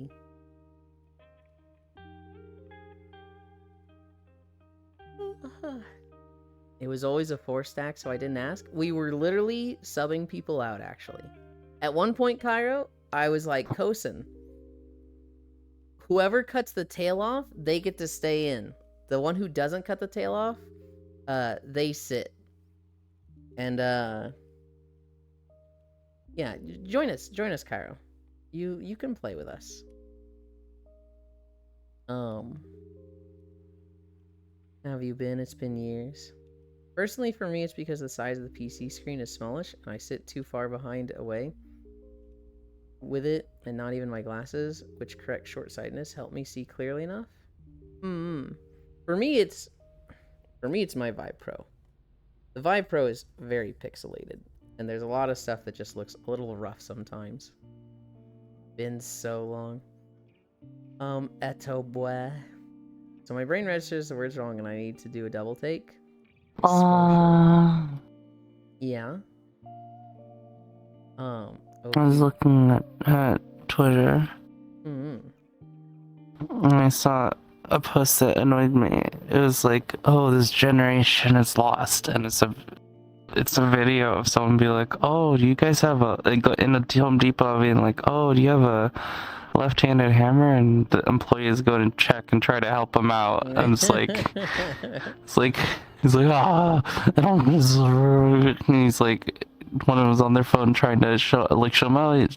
these are the hammers that we have and stuff. It's like, fuck you, bitch. What the fuck's wrong with you? That's the funny pranks like that. I've heard the one of, you know, sending your kid to the store to get the red and white striped paint. I saw a Reddit post this morning, and it was like, this generation is so cooked. Grandma complaining about, you know, all kids ever do is think about sex these days. And it's like, but then grandma be like, and it's a picture of, you know, the grandma 50 years ago, and she's sitting there with a baby in her lap, and like 10 kids to the side lined up next to her. Oh. My brain registers the words. Social, okay. I gotta watch anime tonight though, sadly. People always play Monhun when I raid. I miss Eto. Well, there's a fucking Eto face right there. Oh god, disgust. I also miss her. She's not been streaming as much lately because of her job. Which, you know, is fair. I see her in her Discord a lot, but it's always when, like, I'm winding down and going to bed. Starts putting left-handed pistol grips on hammers and other tools. Hi, game mode fan. What the fuck did I load into? We've kind of just finished walking and we're just kind of chilling and vibing. My friend is going to be playing Lethal Company in a bit, and so we're going to go there. And I'll be playing that with him. But he's gonna stall for a fucking hour first. And so we're not gonna head over yet.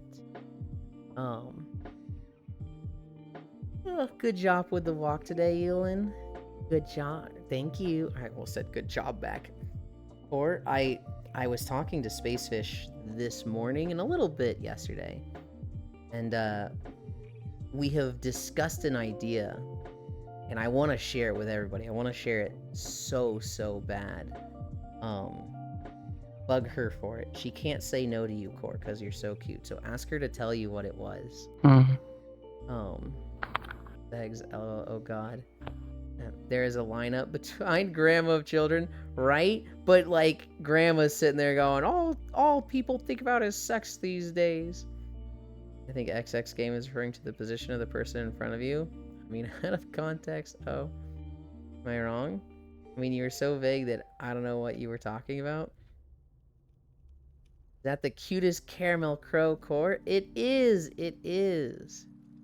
She's very sleepy right now. So we joined this world Spacefish, and she went straight to the bed in the building. And I was like, oh no, I want it out here so that, you know, people could see the moon. So we put a collar on her and dragged her over here. Oh god, I'm so mean. What is it?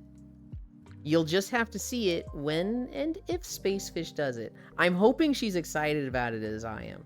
I think it's such a fucking cool thing that Spacefish is uniquely in a position to do. I want to see it so bad.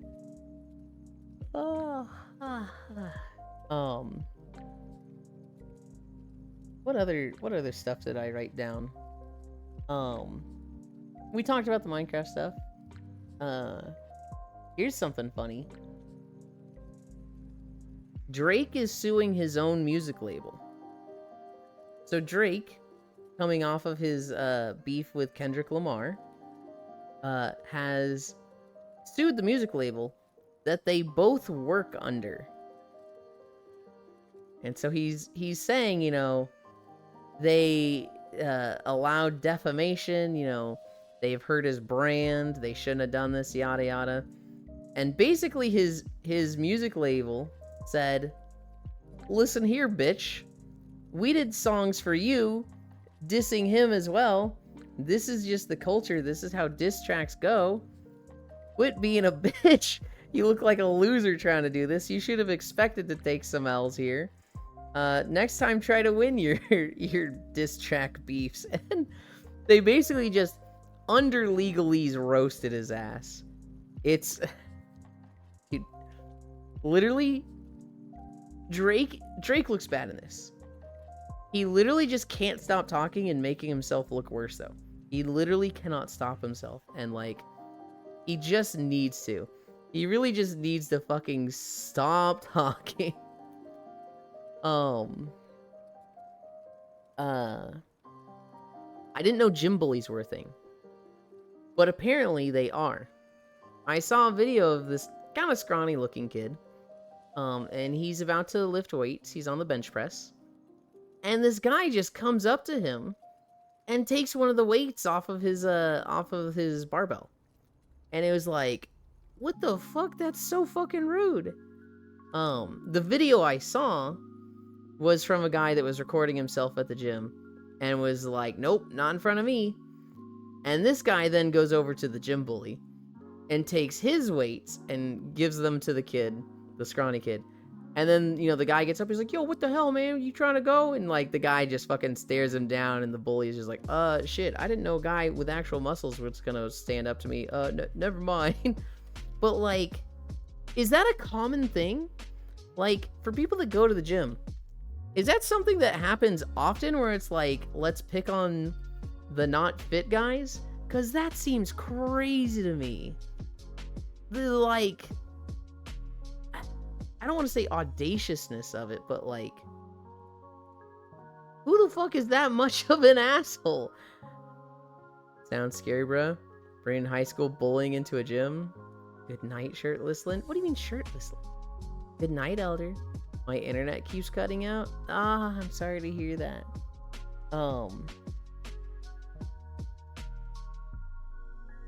I have a bunch of like just small, not necessarily throwaway stories, but just really small stuff. They're removing someone's weight while they're doing a set. I'm pretty sure it's borderline even illegal. You're literally endangering someone's life. The guy wasn't like, he didn't have it like in his hands. The guy was like about to start, and the bar was like racked, and the guy just came up and took the weight off.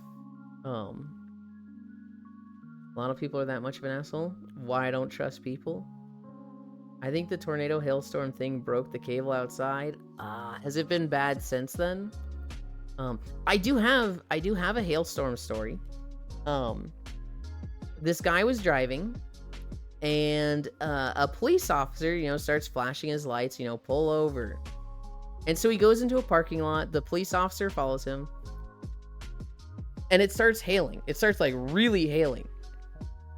And he pulls over. He goes into a parking lot spot. The police officer stops behind him, and the police officer opens his door, gets out of his car, and you just see this big ass chunk of hail just beam him in the head. And the police officer immediately just like, oh, and like gets back in his car. And then you hear the megaphone go on, and he goes, hey, today you're saved by the hail. And the fucking sirens turn off, and the police officer drives away. His ass did not want to get out in the hail and give this guy a ticket for whatever it was. But, like, you just see him get out of the car, react to it. He, like, it hits him, and his head goes out. He's just, oh, shit, and he gets back in. The only time I've seen weirdo shit happen like that are the exclusive ones where they pay a premium, and their shit in the gym is, like, full of fitness content creators. For normal-ass people, gyms, that shit is, like, non-existent. Okay. LOL. I would be surprised if it was common. I'm sure it happens, but, like, you know, I imagine most people never see something like that at the gym unless they, like, you know, go weekly for 10 to 20 years. That cloud had a reason. That shit was so funny to me. Hop just decided, nope, not worth it. Never mind. I saw a really funny text conversation. People literally just want to go get their workout in and get out, not gonna lie. Yeah. I would imagine, like, it's really just, I don't want to interact with people. I just want to get in, maybe watch a show, listen to an ebook, you know, do the workout for 20 minutes, 40 minutes, and then leave. I imagine there's some socializing there, but for the most part, people are just like, this is the fucking hard part of the day. Let's get this over with. I saw a text conversation And it was just 3 lines. Somebody said, you know, what happened? Just what happened? Question mark. And the guy responded, cheating. And the reason I wrote this down was because the first guy's response, who chote? I fucking love just misspellings like this. That's just like, bro, please. The dude literally wrote, who chote? When asking who cheated. I love that shit so much. It's so funny to me. The last story I have, the last thing in my notes. There was a player for Manchester United. And this guy, he's married, and he found a girl online that started hitting him up and wanted to basically get with him. Also, if you want to get up here,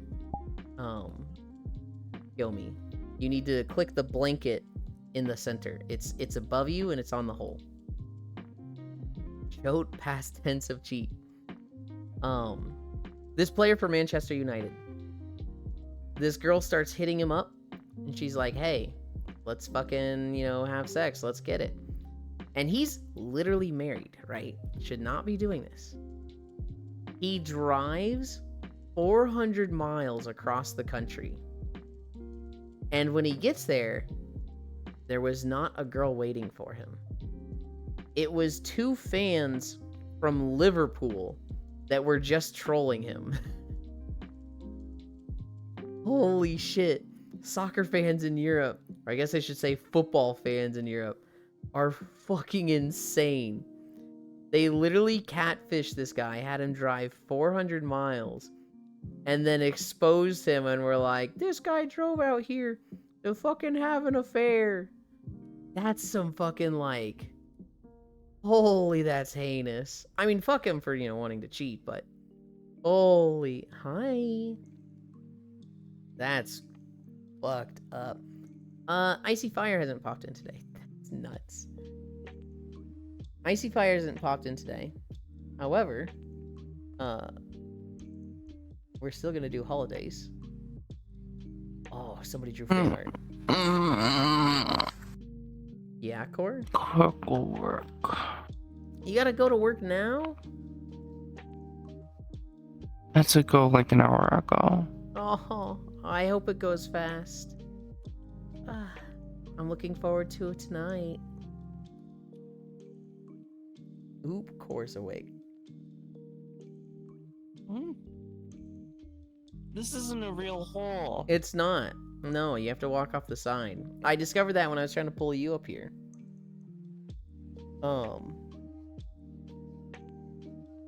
Where is it? National Day. Oh, there's not that many. Did they fall asleep and just wake up? Yes. Core is very sleepy. I hope you have a quick work, Core. There she goes. Today's holidays. Certified Nurses Day, Clients Day, Let's Laugh Day, National Backyard Day, National Chocolate Caramel Day. I think we have a fucking winner. Poultry Day, Take Down Tobacco National Day of Action. I don't know that I've ever seen a holiday that's like, fuck this other holiday. Teenage Mutant Ninja Turtles Day. Yeah, chocolate caramel. Easy win. Not even like a contest. That is a fun, good holiday. I hope you have quick work, Core. What time is it? 12:14? What is the status of Lethal? He's still stalling. Oh shit, Bisha's there. We might get Bisha today? Oh, I'd fucking love to get Bisha today.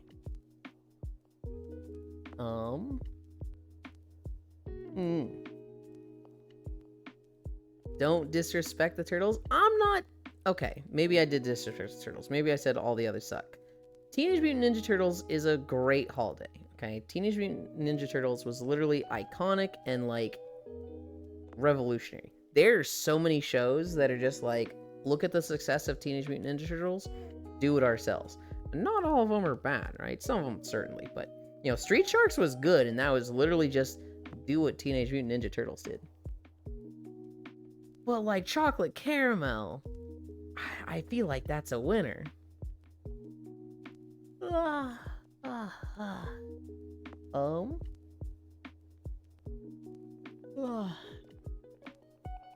The Omega Stream of Hell.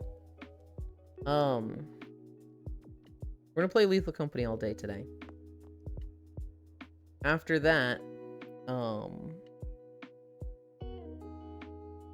Monhun with Core. Tomorrow we will have another walk. And I want to play Monster Hunter. I want to play Monster Hunter tomorrow. I have not had a day of like doing late game stuff in Monster Hunter in a long time.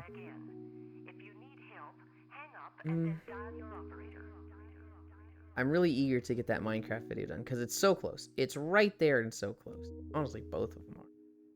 Well, no, the taiga isn't. The taiga actually isn't that close. The taiga still needs the path, and it needs landmarks, and landmarks might actually take a while. But yeah, I'm gonna play a lot of Monster Hunter Thursday. I fucking need that. Friday, I'll finish a video. For certain. I should finish a video Friday. And then, oh god, it'll be the weekend already. There's too many things to do, I swear. There's way too many things to do. I need a clone or a fucking android. Hold on, I'm forgetting. Android is fully robotic.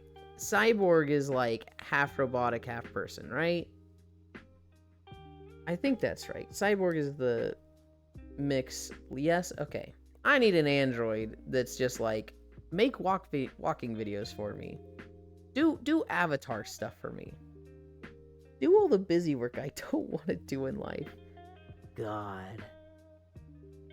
I remember when the movie WALL-E came out. And everybody was like, we can't be like them. They're all, you know, fat and unable to walk and do anything for themselves. They can't even think for themselves. And I'm just like, that seems ideal. That seems nice. I'd love to be in a utopia where nobody has any problems and the biggest concern is my shirt red or blue? Futurama had a bit about that, you? I just got back. Where'd the Burb? Burb went to work. A scientist invented a robot to do all things he didn't want to do. I think, what was it? Ghost in the Shell also had a bit about it. In Ghost in the Shell, there was a stock trader who was like starting to ruin the markets. He was literally like crashing everything or something. And so the team, Section 9 or whatever, they had to break into his mansion and like stop him. Because he was about to like do a shit ton of damage to the nation's economy. And when they got to him, he had been dead. He'd been dead for like 5 years from dying in his sleep. But he had set up all his stock trading as like to run on an AI machine and like do all of his stock trading for him. And it just gotten to the point where it was no longer managed by him or anyone. And so it was just running through these things, and it gotten to a point where it had so much money that it could like crash the market and short the market and like earn a huge amount of money. And by comparison, like just win over everybody. But like, he had died, and so he wasn't there to like keep an eye on it and prevent it from doing stuff like that. And then when they get to the mansion and break in, they're like, oh shit, and I think they stopped that from happening. Can relate to the utopia thing, Euland? In the end, it went poorly. His kids called it dad. His robot was awarded the Nobel Prize or whatever. He wasn't even able to feel the emotion of despair over this. Requested the robot to feel the emotion for him, which it did. Oh God, was this in a newer episode of Futurama, or was this one of the old ones? I don't know if I ever saw this one. I thought I'd seen every Futurama episode before the new season, but no clue. I can see the joke, Luton. I made this robot to do all my chores for me and all my busy work, but in the end, my parents called it Dad. It won this for me, and I couldn't even feel sad. Robot, feel sad for me right away, sir. Like I can see the joke just played out in front of me.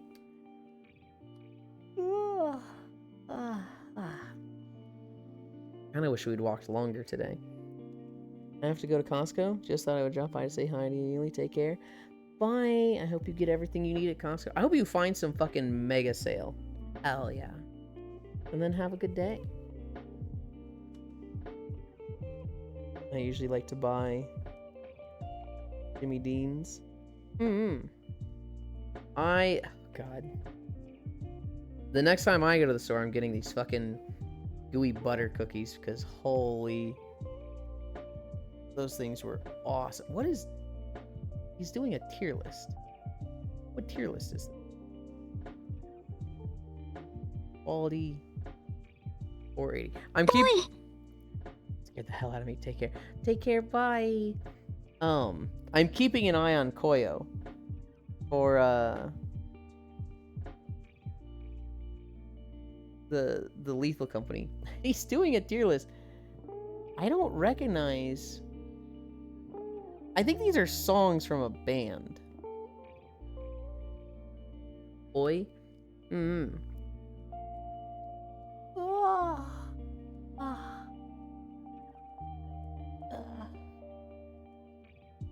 No nap today. Honestly, that's fine. I'm not actually that tired, although I imagine I'm gonna get super tired in a couple hours. Given like 3 or 4 hours, I'll probably start feeling it then.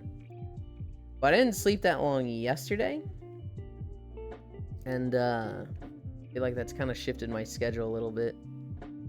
Is Kuro still alive, by the way? Yes.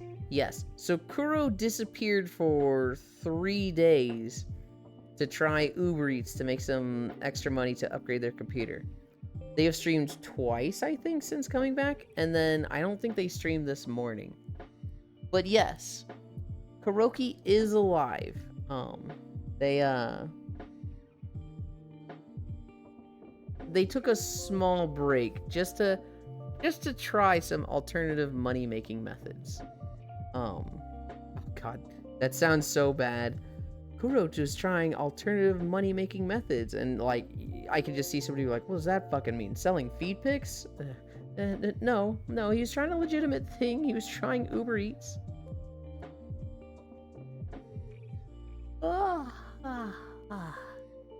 I'm not tired at all. Probably feel tired in 4 to 5 hours. Yawns. They pipelined. I would not call that doing the pipeline. They're fully capable of it if you see their fucking Twitter. Holy.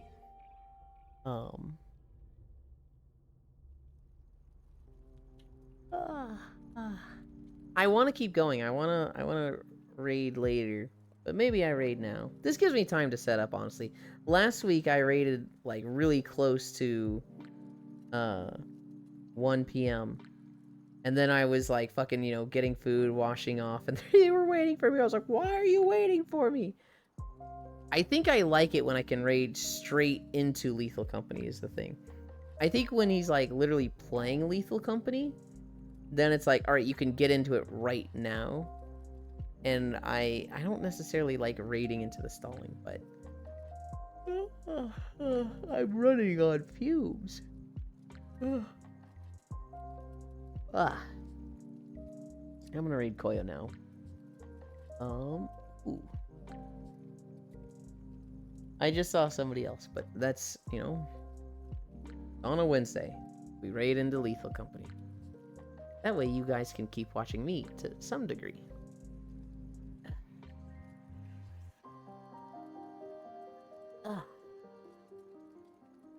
Wah, wah. I think this is Cora's favorite Wispy Woo map. And it's because of this bed right here. Anchor.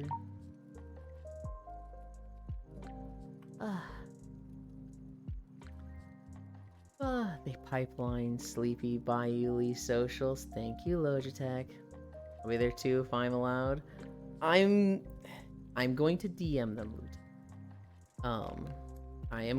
I said, you know, I don't want you to do this day one, but I am gonna ask.